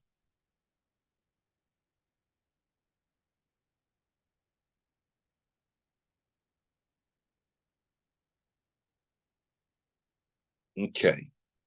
Okay. So, all right, boom. So now that we kind of got the now that we got the gist of it, let's just do a quick review before we go into like the basic 7 principles that were in the book that leads to how to not become a drifter. That's what he goes into. That's where he goes into next here. But let's just kind of do a recap of what we have went over so far. I'm taking a quick drink real quick because I'm tired. I'm over here sweating. Appreciate y'all. I appreciate y'all once again. Appreciate y'all sticking with me here. So let's go. Let's go. Let's go. Let's go. Let's go. Thank you, Lucy. I appreciate you. Let me see. So let's see. The next, let me go back to this book though, because I gotta go. I want to read directly because the way he break it down in 1938, I'm like, wow, this is almost exactly how it is now.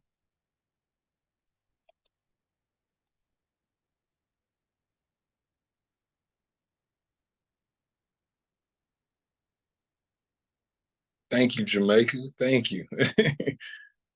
It's been working on myself and not drifting. It's been working on these thoughts and that's the main thing. That's when you start your energy gets stronger. Okay. Now he talks about other things in the book. He talks about even ways that, you know, ways that he causes people to drift. And one of the ones that he was saying, see, not drifts. He says one of the thank you, Lucy. Thank you. One of the ones that he said, ways that he says that how to, you know, okay, so you use these different things. What if somebody makes it past makes it past those little things like that? What if somebody, and he say he got other tricks? He say he got other tricks for you.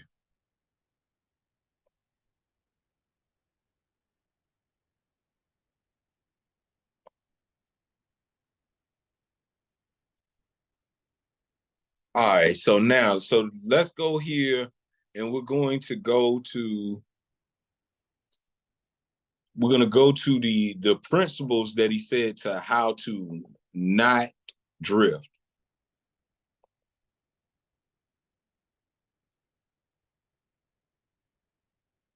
Yeah, how to not drift. Hold on.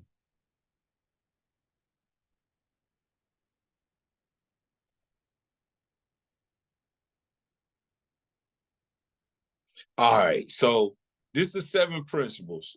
So the one thing he said, the first one that he said was definiteness of purpose. So we know about drifting. We know how it works. We know how it occupies us. We know we have 2 aspects of ourselves. These are the ways to avoid being a drifter and being able to outwit the devil from the tactics and the ways that he uses.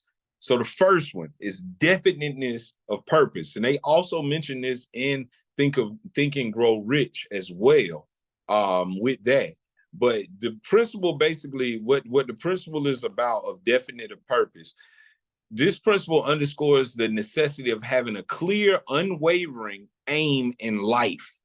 When you define your purpose with clarity and passion, it becomes a guiding star that directs your actions and decisions. Without a definite purpose, one may drift aimlessly, succumbing to distractions and setbacks. Hill emphasizes the power of a burning desire with a well-defined goal as the foundation of our success.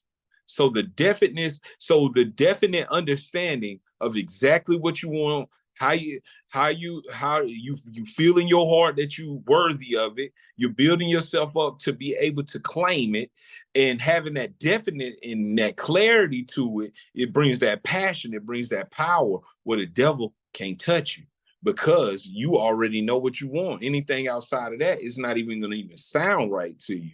So definiteness of purpose is definitely one of the ones that will gain some power with that as well. Definiteness of purpose. Let me see if I want to find it in the book, because I like the way he break that one down to definiteness. Yeah, because if we just, if we believe anything, then that means that people can tell us anything, and then the next thing you know, we fall in victim to it.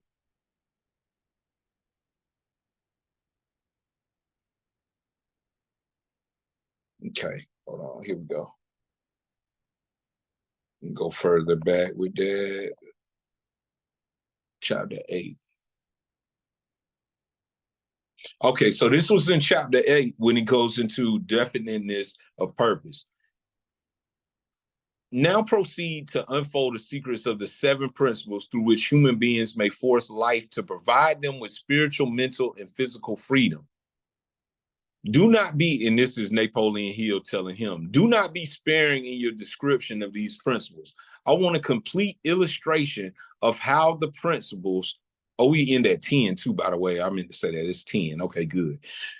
I want a complete illustration of how the principles may be used by anyone who chooses to use them. Tell us all you know about the principle of definiteness of purpose, chapter 8.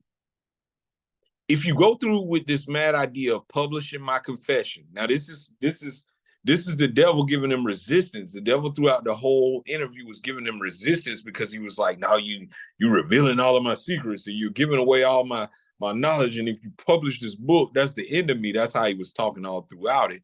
But he was trying to convince Napoleon Hill, like, don't publish this, because all that's going to happen is those institutions that we talked about before, they will crucify you. Napoleon Hill said, crucify me? How they going to crucify me? That's been over with. No, he said they will crucify you. They will humiliate you. They will bring you down. They will blackball you. They will cancel you. He didn't say cancel, but that's how it works now. They will cancel you. They will spread lies about you. They will call you crazy. Now, you see this happening every day in the regular world. That's a trick of the devil. The people that speak in the most truth, the people that speak in the most real things, they drive these people crazy into the edge of committing suicide almost, because they think that they've lost their mind. But really, in actuality, these people are telling their truths that they are faced with day to day. So that's one of the things that he does in this book. He kind of gives them that push-pull of, no, I'm not going to tell you that, because if I do and you publish it, then you're gonna get rolled on. So it don't really even matter. He's trying to convince him of that, which actually ended up working, as you can see, because the book wasn't published in 1938. It wasn't published until 2011. So I guess it worked, when he said that. But he said, if you go through with this mad idea of publishing my confession, you will open the gates of hell and turn loose the precious souls I've collected back down through the ages. You will deprive me of souls yet unborn. You will release from my bondage millions now living. Stop, I beg of you. Question, open up. Let's hear what you have to say about the principle of definiteness of purpose. Here we go. You are pouring water on the fires of hell, but the responsibility is yours, not mine.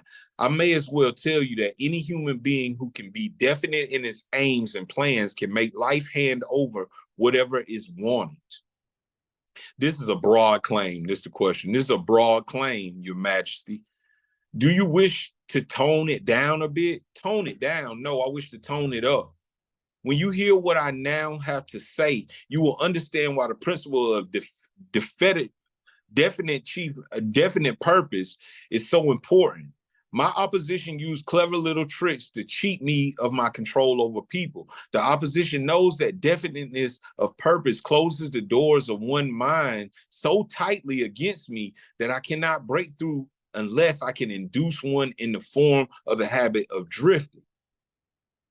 So he's basically saying, like, once you have a definite purpose, it's no way for him to be able to even get inside there, to be able to put those insights, because once again, the devil's weaker than that aspect of yourself. Only way he does it is by outwitting you and through these tricks. So it's not a literal devil. That's, we saying metaphor once again.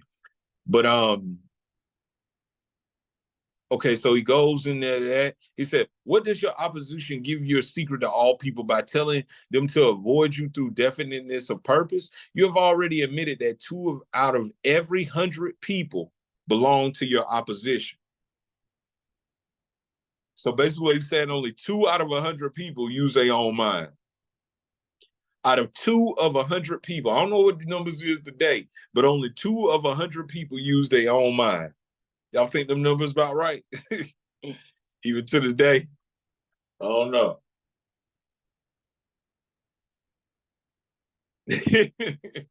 Probably about the same, yeah, because that's what it's looking like out here. I swear. Might be worse. But he said, you have already admitted that 2 out of every 100 people belong to your opposition. Because I am more, and this is answer, because I am more clever than my opposition. I draw people away from definiteness with my promises. You see, I control more people than my opposition because I am a better salesman and a better showman.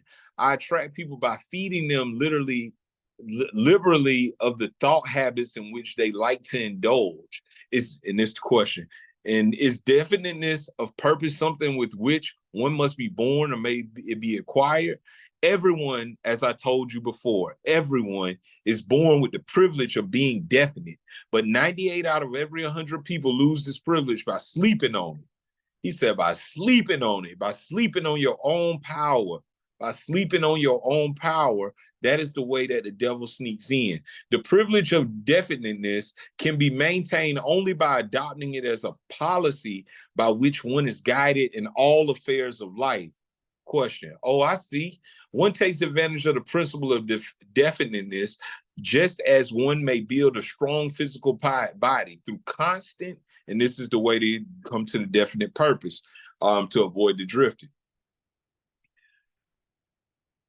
Oh, I see. Okay, so he said, you have stated the truth clearly and accurately. Okay, now he said, now I think we are, yeah, so many of us are asleep. That's real. Now I think we are getting somewhere.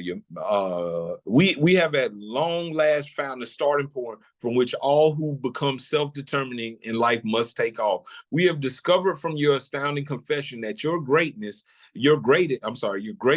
asset in man's lack of caution, which enables you to lead him into the jungle of indefiniteness through simple bribes. We have learned beyond the question of the doubt that anyone who adopts definiteness as purpose as a policy and uses it in all of his daily experiences can be induced to the form, removed from the form habit of drifting. Without the aid of drifting habits, you are powerless to attract people through promises. Is this correct?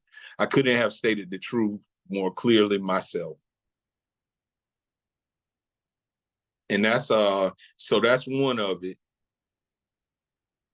That's one of it. Definiteness of purpose. Let me read this part too. Hold on.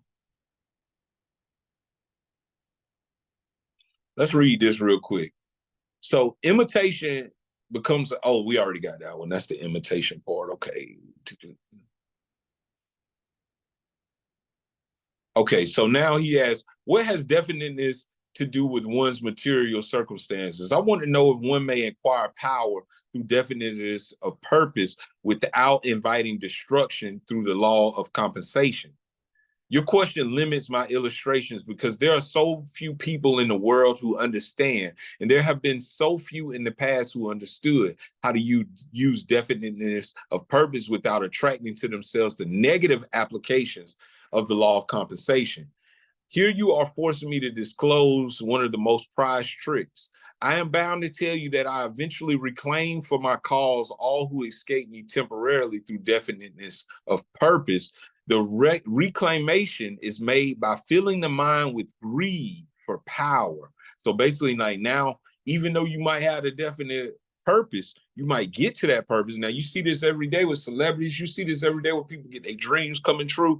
And then you get to the point where you done made that happen. The person that keep coming to my mind is Kanye. That's just what keeps coming to my mind. Like, yeah, he might have his definite purpose. He know what he want to do. But at the same time, you can get to a point where it can be your worst enemy. And that's where the devil sneaks back in. And reclaim it, because it comes from filling the mind with the greed, with the power and the love of egotistical expression, until the individual falls into the habit of violating the rights of others. Boom. That's when you got again. You might have figured out the definite purpose, but then you get to that point and then you make others a victim of your power and those things.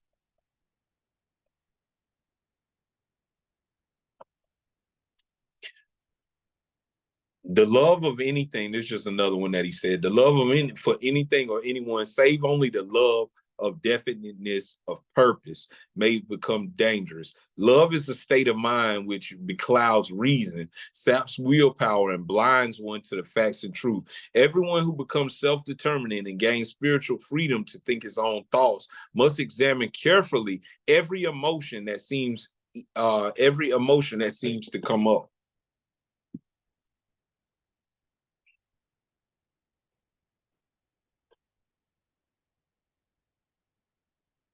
There it is. Okay, now.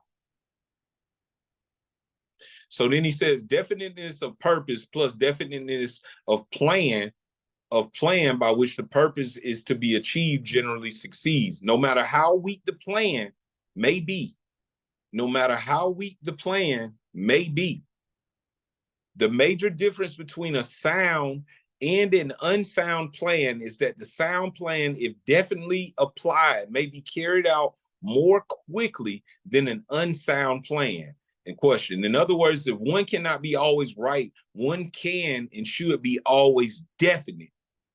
Even though one can't always be right, one needs to always be definite. Is that what you are trying to get across to me? That is the idea. People who are definite in both their plans and their purposes never accept temporary defeat as being more than an urge to greater effort. You can see for yourself that this sort of policy is bound to win if it is followed with definiteness. So basically not giving up pretty much there and knowing what your goal is, even when you face with adversity. Because like in the book, it says every adversity is filled with the seed, with the equivalent seed of wisdom.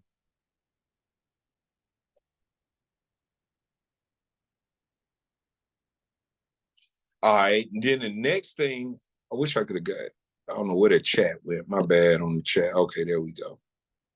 There we go. How do you continue with your power and filter the garbage out? Is it just discipline? Discipline is the main thing. Discipline is the key to this. Like that's one of the main ways to filter out the garbage. And I'll go into my ways after that. I'll go into some of the ways that I've worked on and maybe give you some of the techniques with that. These are just the things that's coming from the book, but that's a great question though.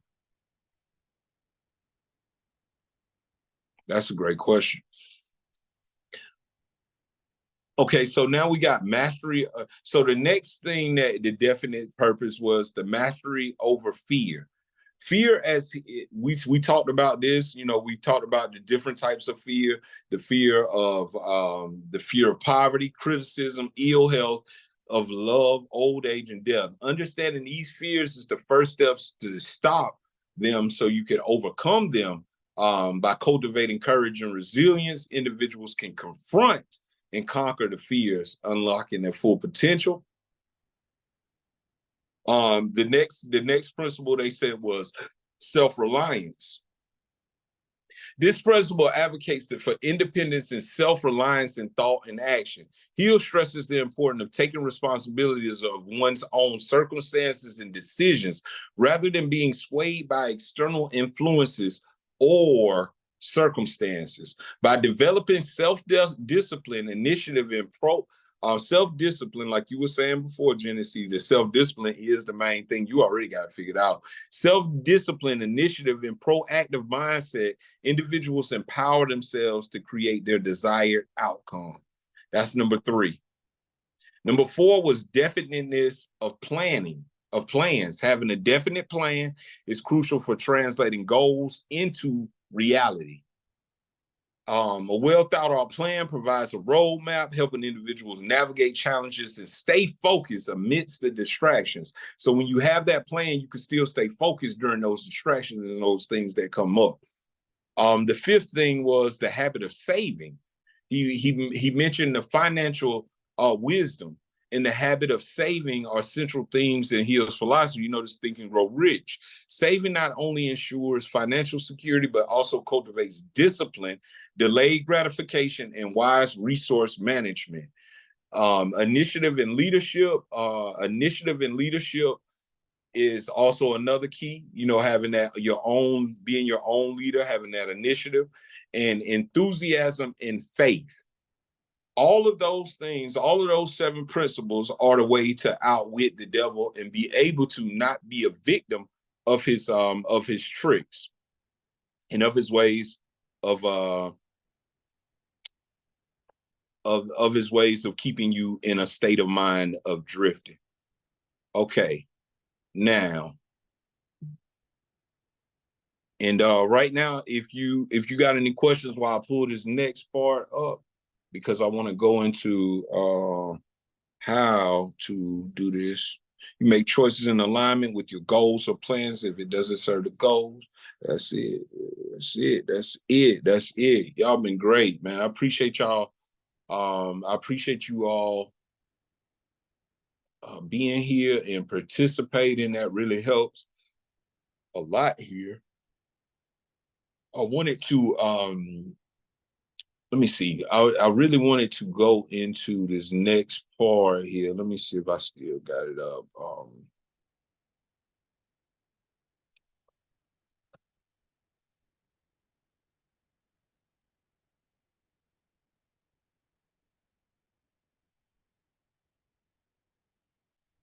Okay.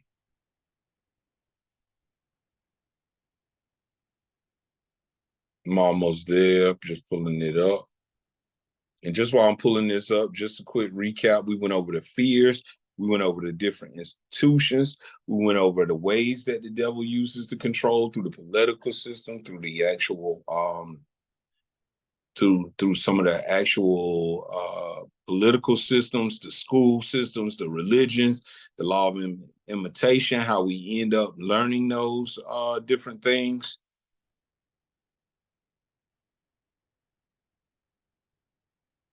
There it is. That's a good question. Here we go. Give me 1 second here. I'm gonna answer that. I'm gonna answer that. I'm gonna answer that one. I like that question.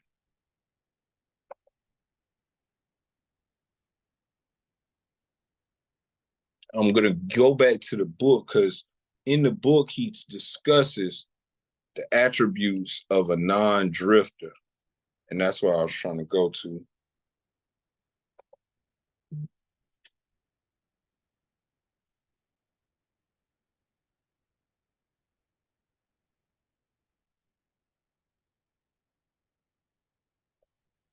Because you can either be a drifter or a non-drifter. But let's see.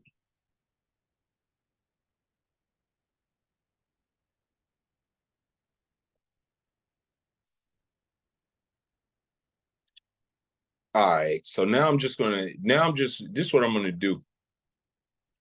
We got about 30 minutes. We got about 30 minutes. When you are investing your energy to help educate others on how they can free themselves, how do you know negativity just saying forget it or it'll preserve myself? All right, perfect. So we just kind of ended on that part right there with the book, or we might go back to the different parts of the book. But now I just want to kind of talk in, like you say, the question and answer aspect of it, and kind of give some techniques that I do personally to avoid these things. So we pretty much, my whole idea of this was to kind of give you an idea of some of the things to look for out here, some of the things to make more sense of how you got here, some of the things to be able to notice when you're drifting or notice when you are about to fall victim to things like drifting through cultural beliefs and things that we come up on that we believe were true, and so many other things that have affected us and keep us at that low level. So that was the goal of the class, and I hope we at least got to that far. But just kind of go into it here with, how do you know when you're drifting and when you're not drifting? How do you know when you're drifting and you're not drifting? I believe that was the question. And this is how it works for me. This is how it works for me. I meditate on the regular. The key to being able to know when you're drifting is knowing how the voices sound, knowing the difference of the voices. So let me give you an example. Let's just say a thought comes to your mind. You're sitting there.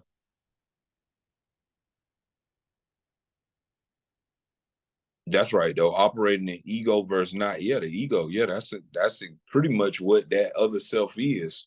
Sometimes the ego need to be used though to step through this world though, because sometimes we need that for protection.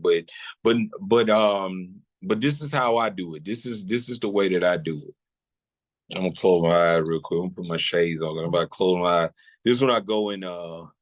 This is when I kind of go into my channeling mode when I put these glasses on, because I like to close my eyes and then I like to let it feel your energy and feel what I need to say to you. You know what I'm saying? So don't wonder why I put these on. But that's why I put them on there. These my superpowers on the low. Your post on jumping timelines was right on point with where I think I am. This is because it's hard for me to keep doing the same thing day after day. Yeah. Then the things that used to pacify me no longer do the trick. Yeah. I'm literally recreating myself. Like there was that death and higher self is being born. There you go. There you go. There you go. Yeah, the glasses power me up. Hey, you wear your sunglasses at night? Yeah, I gotta put my sun shades on at any time. I use these to protect me from the evil eye of others. They be like, I can't trust somebody to put their shades on. I'm like, man, please don't put these shades on so I can block myself from you. I can see how you moving before you even move.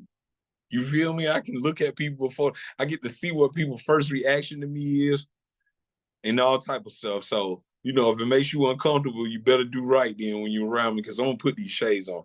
But yeah, so I put the shades on because I wanted to answer the question about how do I figure out the way that where I'm at and when I'm in my higher self or lower self or when I'm drifting and not drifting. See, me personally, I meditate. I meditate almost every single day, and not to be on no highly disciplined level, but it needs to be that we have to execute these disciplines daily because the devil working daily with his tactics and his way of using it. But I meditate daily, and what I've noticed with the more meditation I do, I realize the feelings. I know the feelings of my body. I know my emotional cues. I know the voice that comes up when it's that negative fear state being, and then I know when the positive voice is coming in. So the way that I judge it is when I go from now that I know that inner voice, now that I can hear it, because at first when you start meditating, even when I meditate now, the first voice that comes up is that fear entity. That fear entity is loud, and that fear entity rarely goes away.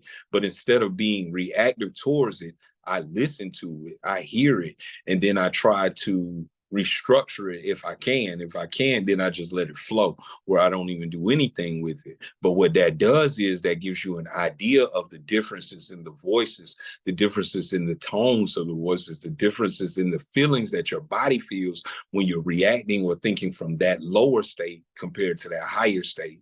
So the higher voice speaks that hope, the higher voice speaks that faith, the higher voice speaks that courage, that higher voice is much more optimistic. So when you're having those negative thoughts, and we have been programmed, once again, like we said, we have been programmed to go towards the negative first. The negative biases are bombarded to us because that's one of the tricks of the devil. So your first dominant thought or your hypnotic rhythm or the collective hypnotic rhythm is negativity. So you have to get past that voice to be able to hear that subtle, quiet other self that's trying to talk to you and trying to build you up. So anytime the thoughts are negative, anytime the thoughts are fear induced, anytime the thoughts are worry, anytime the thoughts are setting you back to the past, anytime the thoughts are making you think about you're unworthy of these things, anytime the thoughts make you think about something somebody told you that was negative, anytime the thoughts make you think you're going to hell and think about the devil and these different things, then you're falling victim to that particular lower aspect of self. But when that voice is loud and clear, and that voice begins to tell you the plans that you need to put in place, that voice begins to urge you to do certain things, and then after that, you take those applicable steps to that voice that you hear, then the next thing you know, then your reality begins to reflect that. And then your hypnotic rhythm becomes that new sound way of thinking. Now, of course, we die many times throughout life where we have new levels that we must unlock and new journeys that we must take to be able to become a new person. So it's going to be a constant step of the old self into the new self, the old self into the new self. And like she was just saying before, where she said that the timeline jumping plays a significant role. So let's talk about that real quick because we can go into that. But before we go, did y'all feel that answer that I gave as far as it goes with being able to recognize that voice and being able to hear your emotional cues and your intuition? I just want to make sure that made sense because I want to leave y'all with something that you can try. And it might not come overnight. It might not come all of a sudden, but it will come eventually. It will come eventually. So I just want to make sure you heard that part. That was because of the shade. That was because of the locs. That was because of the locs. The locs had me closing my eyes and I just said it. So let's go from there. Okay, then we talked about timeline jumping. She mentioned the post that I put up about timeline jumping. I can't find it right now, but it basically was saying the different it was saying the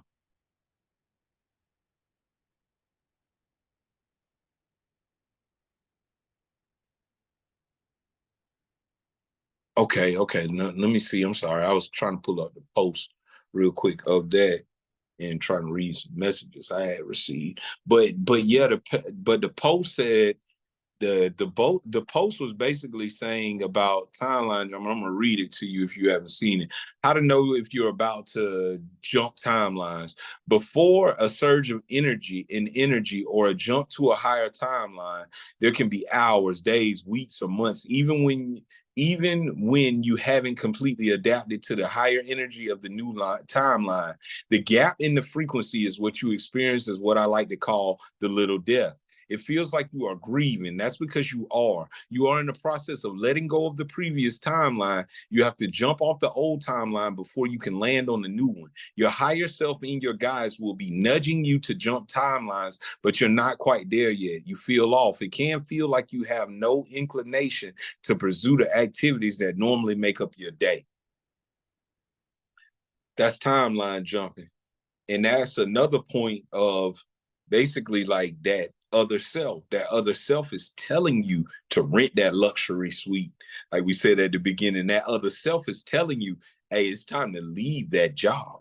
That other self is telling you, hey, it's time to leave that relationship. That other self is telling you, hey, you know, you could really do this with your life if you just let go and do these. But that's where the devil kicks in. They call it a little death. They call it a little death, the grieving point, where you're going through that stage of clearing out the old and creating the new.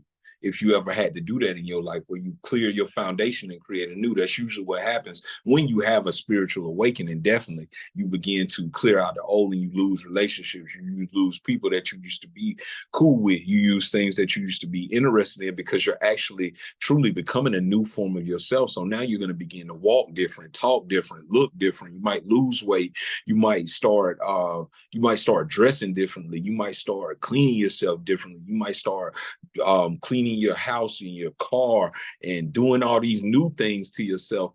And a lot of times that people that was new to old you, they're going to be like, who in the world is this? This is a new form of yourself. And that's when the devil sneaks in. That's kind of goes hand in hand with what we're talking about here tonight, because the devil can sneak in when you don't have that definiteness of a plan and a purpose, because you'll go and you'll run into the first obstacle that comes up when you're trying to make that leap, and you'll stop because you'll believe that you're on the wrong track because of the obstacle. But really and truly, like the book Outwitting the Devil says, every failure has the equal equivalent of a lesson learned within that particular failure or that setback or that adversity.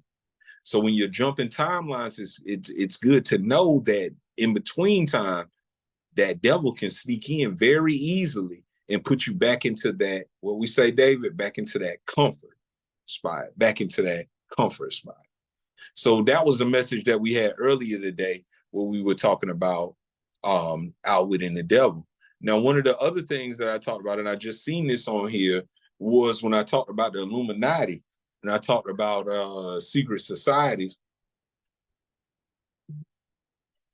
And I talked about I talked about how secret societies work. So I'm gonna tell you my story. So basically, when it comes to secret societies and Illuminati and things like that, I was deep into that at one point. I was deep into these control systems, trying to figure this out, trying to see what was going on. And I was just researching every night, every day, learning stuff. And I put myself into a sense of chaos and confusion because it was a never-ending journey. But I wanted to talk about the Illuminati, or the term the Illuminati, or how how they're actually gaining power based on the fact that we're paying attention to them. Just like he was saying with the devil, he was like, as long as they're talking about me, I'm good. I don't care what they're saying about me, especially if it's fear of me, then we are winning, because now I still have the control, because you don't realize that you're the one that's actually the one that they're trying to take the control from, because you have the power. So one of the ways to be able to block those things and go past the things of the Illuminati or a government is to do the very things that they're doing, but do it in reverse. And that's what this whole class is about. When you say the devil, when you say the Illuminati, it's still the same principles. It's educational system. It's working on your health. It's food poisoning and things like this. It's the healthcare, it's the education, the political systems, all these things, the fear of criticism, all these things can be seen in modern day culture and can be used to manipulate you to be outwitted by the devil and become a lower form of yourself. I hope that makes sense. I hope this class was lovely for you. You got any questions? You got anything else to build with me? We still got about 15 minutes. Anything you want to ask me outside of this, or did I miss anything? This is a good point, though. This is a good point I just said. Thank you. Thank you. This is a good point to something I just said when I was saying I was in this whirlwind of getting information. It said the accumulated knowledge is not wisdom. A great heavens, no. If knowledge were wisdom, the achievements of science would not have been converted into the implements of destruction. The majority of people who acquire wisdom do so after they have passed the age of 40. Prior to that time, the majority of people are too busy gathering knowledge and organizing it into plans to spend any effort seeking true wisdom. Oh, this is another one. This is another good one too. This is another way to avoid drifting. He went over. This was so good. This part was so good here, where they talk about unfinished thought. Let me see. Yeah, unfinished thoughts. Let's talk about that. Unless you got some questions for me, you guys got some questions, or you want to talk about unfinished thoughts?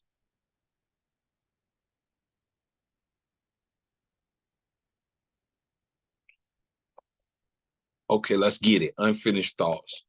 Okay, give me 1 second here, because I feel like this was so. I don't know why I didn't begin with the unfinished thought aspect of it, because this is something that I feel I failed. I failed at.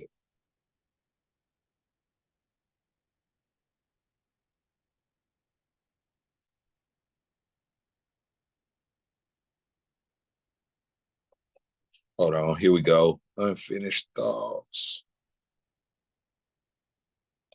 Trying to find it in the book. What he said. If I can find it here.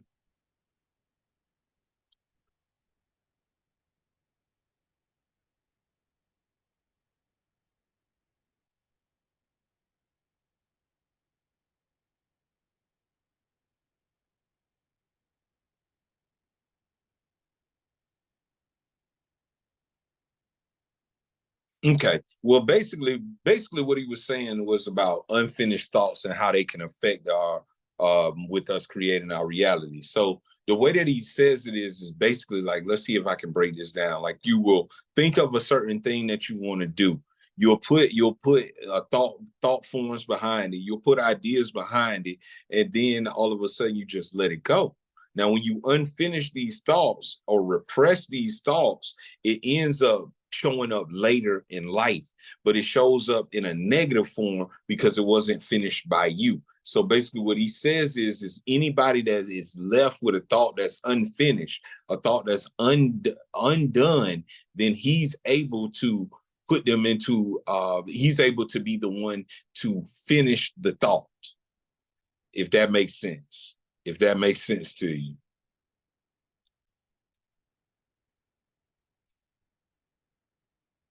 Now, okay, so since it's nighttime, now let's talk about one of the other things, because even in this book, he also talked about sex, and he talked about how, you know, the use of sex can be used as a way of manipulation as well. Okay, so he said, let's see. I want to go to this one particular part where he talks about it, because I feel like this is so prominent today when we look out at the world and how we just use, you know, something so beautiful as sex as a weapon almost now. So We got to talk about it. We grown.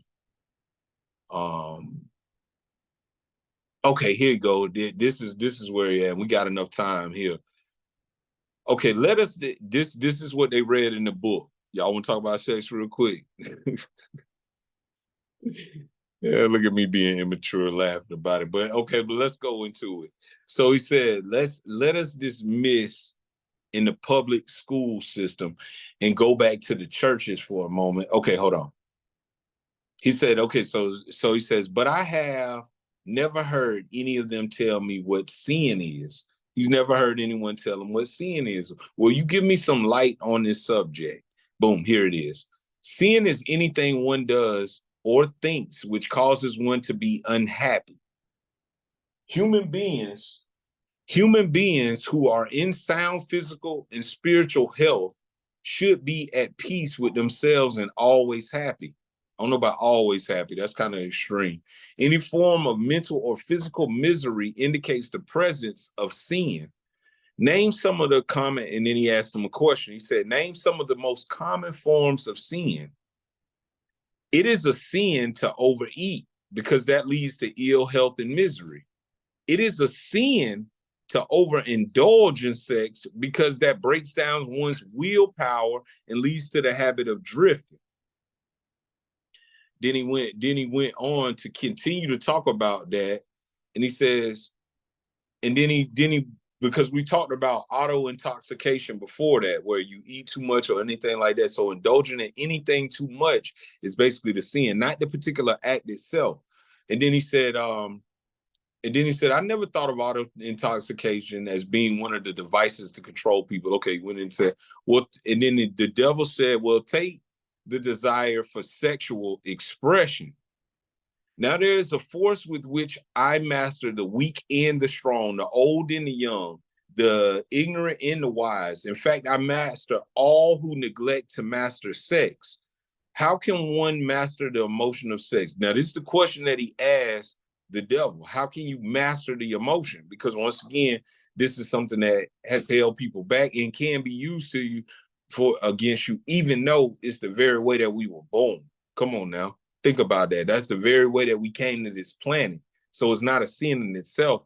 It's the overindulgence of this or the overindulgence in trying to express it in a certain way or suppressing it too. How can one master the emotion of sex? By the simple process of transmuting that emotion into some form of activity other than cooperation. Sex is one of the greatest of all forces which motivate human beings. Because of this fact, it is also one of the most dangerous forces.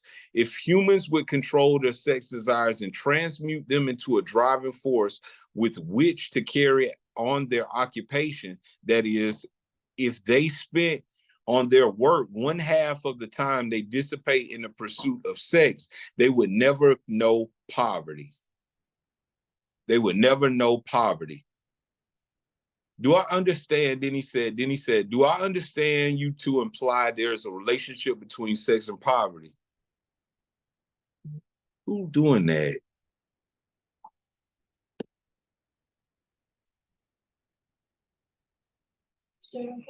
So true. Thank you for speaking on that.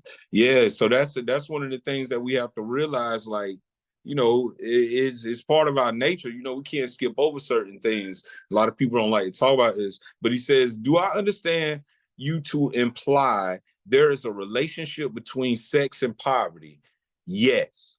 Where sex is not under definite control, if allowed to run its natural course, sex will quickly lead one into the habit of drifting. Is there any relationship between sex and leadership?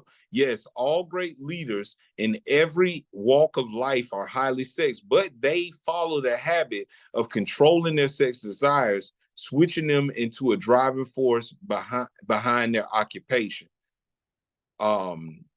And that's pretty much like where we're at now. If you look at the music, if you're looking at the world, you see that we that's one of the things that the devil uses, so-called, not the actual sin, but the actual overindulgence of it. You about to go get it? The overindulgence of it.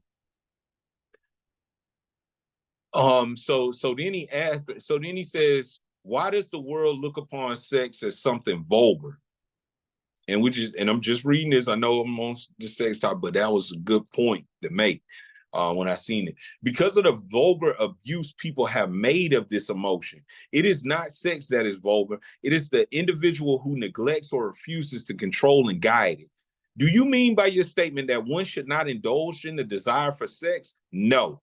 I mean that sex, like all other forces, are available to man, should be understood, mastered, and made to serve man or woman. The desire for sex expression is as natural as the desire for food. The desire can no more be killed than one can entirely stop a river from flowing. If the emotion of sex is shut off from the natural mode of expression, it will break out in some other less desirable forms, just as a river will, if dammed, break through and flow around the dam. The person who has self-discipline and understands the emotion of sex respects it and learns to control and transmute it into constructive activities.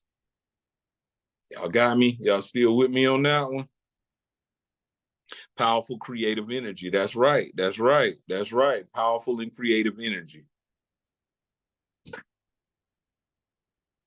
Yeah, unnecessarily done. Like, it's like, come on now, we talking about this constantly. Like, come on, it's just one aspect of self. Like, we talking about this constantly.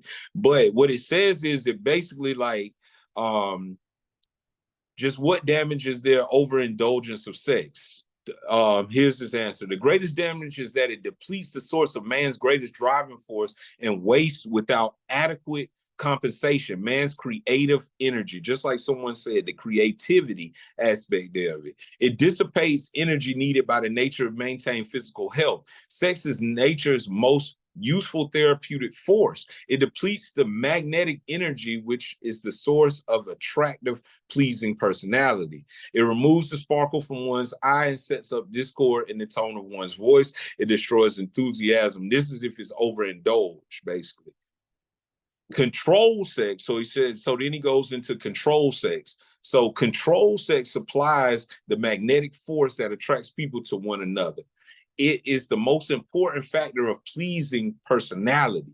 It gives quality of the tone of voice and enables one to convey their voice in any feeling desired. It serves, nothing else can serve it.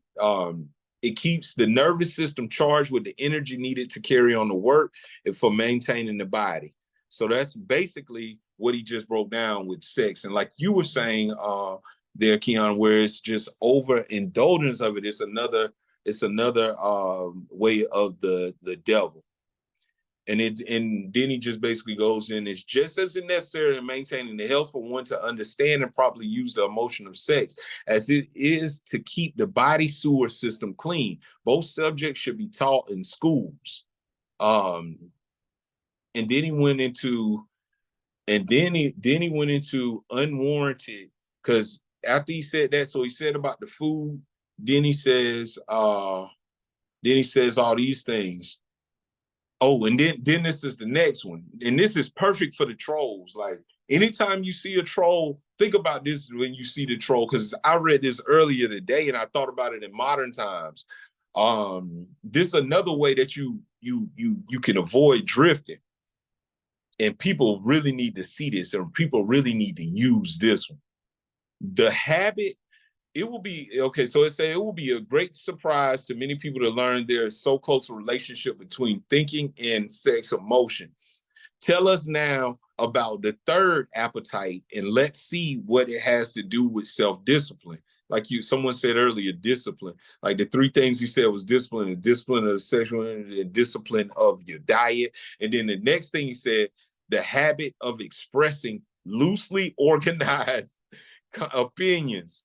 Loosely organized opinions. So what does that mean? Like I said, we can think about the trolls when it goes into this, because what happens is when you express unnecessary, the comment section, the comment section, when you express, okay, so let him read it. The habit of expressing loosely organized opinions is one of the most destructive of habits. Its destructiveness consists in its tendency to influence people to guess instead of searching for the facts they form Opinions create ideas or organized plans. The habit develops a grasshopper mind, one that jumps from one thing to another but never completes anything. And of course, carelessness in the expression of opinions leads to the habit of drifting. From there is the only step or two until one is bound by the law of hypnotic rhythm, which automatically prohibits accurate thinking. So he asks, what are the disadvantages are there in free expression of opinions? So what'd you say now? As soon as you said it, it made me think about it. Yeah, the troll section, the trolls. Had to stop myself one day, like erase and move and do not engage. You have to, because they are agents of this devil. It goes to the smallest things. It goes to even those comments, those unwarranted comments, those unwarranted things that are not based on facts that they're throwing out there. And I didn't know better at first because I just became a so-called influencer, but I used to try to go back and forth thinking I'm gonna get a good answer from them, but you never will, because they're operating in a space that's lower than your high vibration. And when you lower yourself to them, then they got you, and that's what they're hoping for. But that's what I started realizing, and now I got the power over them. But why do people indulge in the habit of expressing uninvited opinions? This habit is the habit is one way of expressing egotism and vanity. The desire for self-expression is inborn in people. The motive behind the habit is to attract the attention of others, to impress them favorably. Actually, it has just the opposite effect. When the self-invited speaker attracts attention, it usually is unfavorable. Yes, what other disadvantages has the habit? A person who insists on talking seldom has an opportunity to learn by listening to others. Yeah, they thought process it out of it. The 2 out of 100. Like, you could say something that even agrees with them and they would still go against what you're saying. I hope this Zoom doesn't cut off because it's coming right at 10 o'clock. If it does, I appreciate you all for showing up. You're going to get an email directly from me tomorrow with this recording as well as the book. But if it doesn't stop and if you want to stick around, I'm going to go ahead and keep going with this part at least. But I didn't want it to just end out of nowhere right at 10 o'clock because I know it has a tendency to do that. But if it does, know that I'm going to hit you up with it. But thank you, Miss Jamaica. Thank you, Miss Jamaica. I appreciate you all for coming out to the class. I hope you gain a lot of insight. I hope you go back and listen to it. And I hope my email even helps out. Again, yeah, this was high vibrational all the way through. You guys were the perfect group for me. I appreciate you spending your money with me, believing in me that I was going to give you something that you could value. But if it's just kind of a brief recap of it, we went into drifting, we went into hypnotic rhythm, we went into the institutions, we went into the different fears, we went into sex, and we went into the mastery of our diet, we went into the mastery of our thoughts, and we talked about so many things in this particular lesson here. Yeah. Oh, you haven't even read it yet, Jenny? Oh, the wait time. Look it up tonight. It's on there if you want to wait on me. Outwitting the Devil. Outwitting the Devil. Listen to it because it's a great YouTube one where they kind of going back and forth with the voices, and it makes it even more like, I guess, sinister, I would say, or something like that, with the tone of his voice and the questions that's being answered. So you'll love it, and you can just listen to it. It's about 3.5 hours. So if you want to kind of go word for word with it, you'll get a better idea. Oh, you haven't heard it either? So some of you all never read the book. I hope you got a good understanding of the book just from what I said so far. Did it give you like a brief understanding? Thanks for helping us with the devil, right? The trolls, the devil, some of the people that's telling you ain't made it for it. All these things. Okay, heard some of the audio. Okay. Yeah.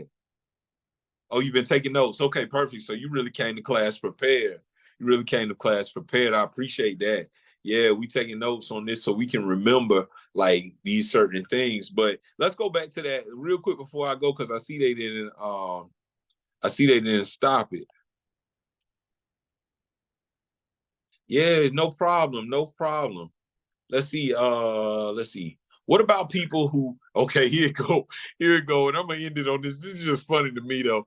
Because when I read this, I was like, boy, this is the trolls, boy. Sometimes you have to learn about your opposition in order to beat them. That's why I had this class about the devil. You got to learn about your opposition. That's why when people say, only think positive, only worry about it. No, we got to be real out here. We got to be authentic about what's really happening and learn our enemy. And this is the enemy. And these are the things that's used against us to keep us at that low level.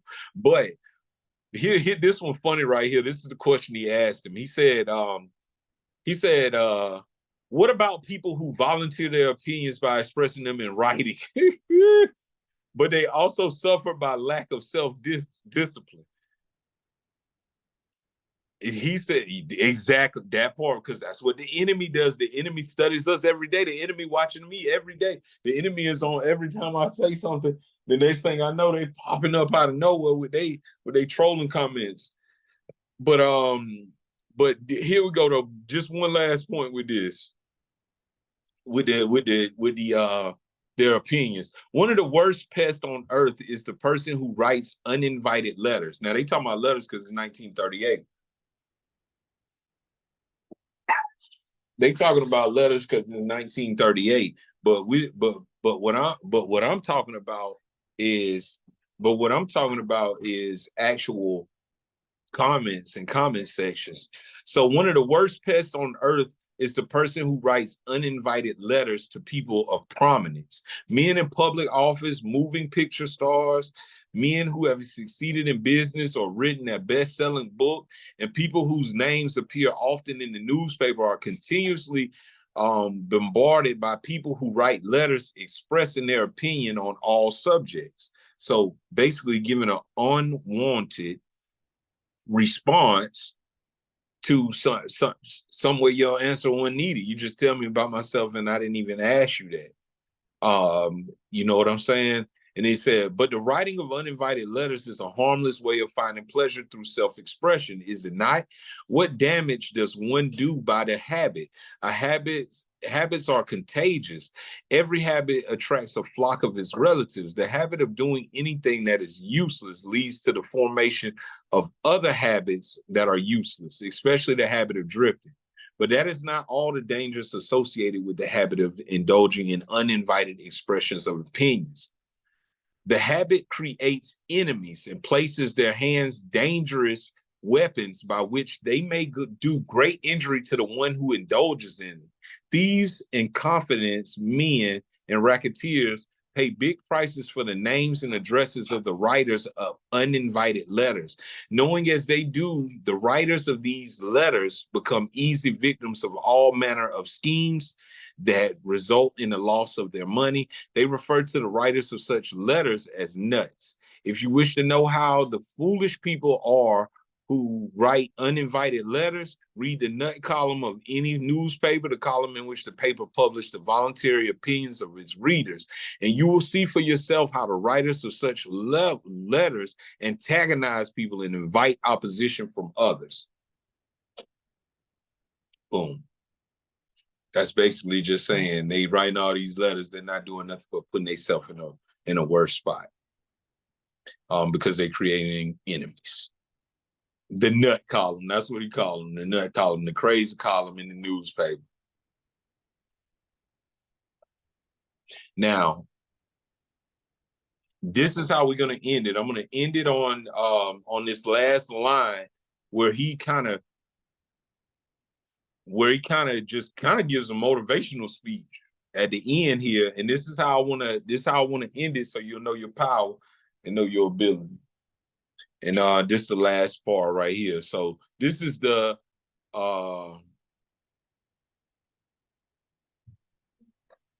this is the last part that he said. This ain't the last part he said, but this is what I feel like was a good part. There is no human now living, no human being that has ever lived, and no human being ever will live with the right or the power to deprive another human being of the inborn privilege of free and independent thought. That privilege is only one over which any human being can have absolute control. No adult human being ever loses the right of freedom of thought. But most humans lose the benefits of this privilege either by neglect or because it has been taken away from them by their parents, religious instructors, before the age of understanding. These are self-evident truths, no less important because they are being called to your attention by the devil than they would be if they were brought to your attention by my opposition. He would tell you the same, God or the devil, basically what he's saying. I hope you all enjoyed this. Hope you all have a good rest of your night. Like I said, so much love from California. It's still early in California. We 10 o'clock here, and I appreciate you taking your time with me. I appreciate everybody. Appreciate you, David. David, you still with me? I appreciate your brother. Appreciate you. I appreciate you, Jenny. Appreciate you, Kiana. Appreciate you, Jamaica. You know, and if you want to, and we're going to continue to do more classes. We're going to continue to have more things going on here. And, you know, just keep me on your email list. Keep looking at me on Instagram, you know, following me, and we'll go from there. Y'all got anything else for me?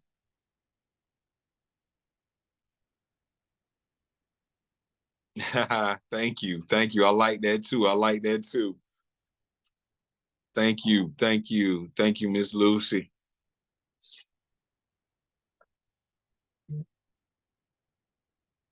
All right. Thank you, guys. Thank you. And if it's not anything else, I want to make sure, like I said before, make sure you have a great rest of your night. Oh, which question did you ask? I'm sorry. I'm sorry if I didn't get to your question, Kiana. What was the question again? Oh, intrusive thoughts. I missed that. Let me see. Yeah. Hold on. Let me see real quick. I got you, though. I got you on that one as well. Okay, yeah, we can yeah, just repost it real quick right here. Let me see. Let me see what your question was.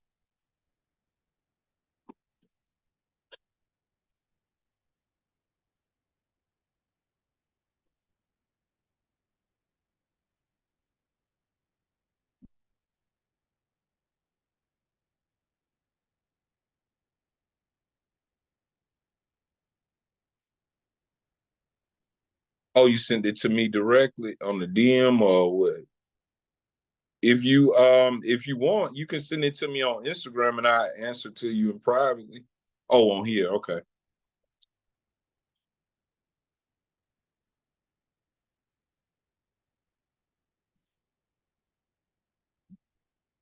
Yeah, I'm not sure. I don't know if I still got it here. Let me see. But not on the, oh, there. Yeah, I do remember that. Wondering if you could direct me towards a book of knowledge on this topic itself. Has to do with thoughts. When certain thoughts pop up, how do you know if it's a message being sent, or if it's anxiety, fear trying to influence? Random vision thoughts coming throughout the day, how to navigate it in message. Okay. Like an actual vision or audio. Yeah. The best writer for that would be William Walker Atkinson. William Walker Atkinson. William Walker Atkinson. That is the writer where that is one of my go-to. That's one of my go-to authors in the metaphysical realm. And when it deals with William Walker Atkinson. It's spelled Atkinson. And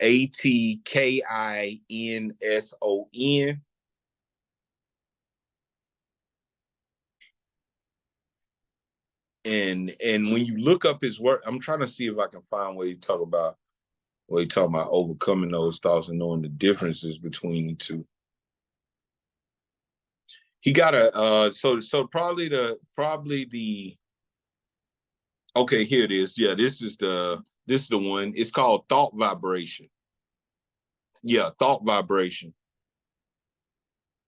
Yeah, Thought Vibration is the name of the book. Thought Vibration. That's a real good one. He got a lot of other books. He got a book called another one called Psychic Influence. That's another one that can help out.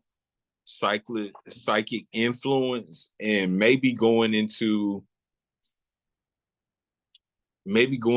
even his book about thought forms. Yeah, thought forms. Yeah, and he's another old writer, and all his books on the internet. But you can do that. Yeah, look him up. Look up William Walker Atkinson. That's a good one. Thought Vibrations. Dion Fortune. Yeah, thought forms. I had a class about the thought forms before, and that was deep. Like he has a book with that, Thought Vibrations. Dion Fortune is another one, and that's talk about like psychic attacks, but it kind of goes into those intrusive thoughts. Because yeah, those intrusive thoughts can bombard you. They can be a rampage. So I know exactly what you mean. So that was a good question. But I hope that helps out. Thought Vibrations by William Walker Atkinson. Any of his books about that. Dion Fortune is Fortune. So it's Dion Fortune, like fortune cookie. Yeah. Dion Fortune. Yeah, that's it. Dion Fortune. She got different books. Some kind of difficult to read, but I'm looking.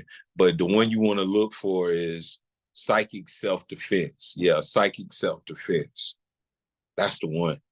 And all of these on ebook. All of these are online on YouTube. All right, Lucy, I appreciate you all. Yeah, we're going to head out now. I hope that helped out with the books. I hope you guys enjoyed the class. Hope you got something out of that, and I really do appreciate you all. And, you know, if you have any other questions or anything about the classes, inbox me on Instagram. Expect an email from me. It's going to come from a Prestige Speaks email or Mind Alignment. So just look out for that. And I appreciate you all, and peace to you. And peace be with all of you all as well. Thank you. Peace.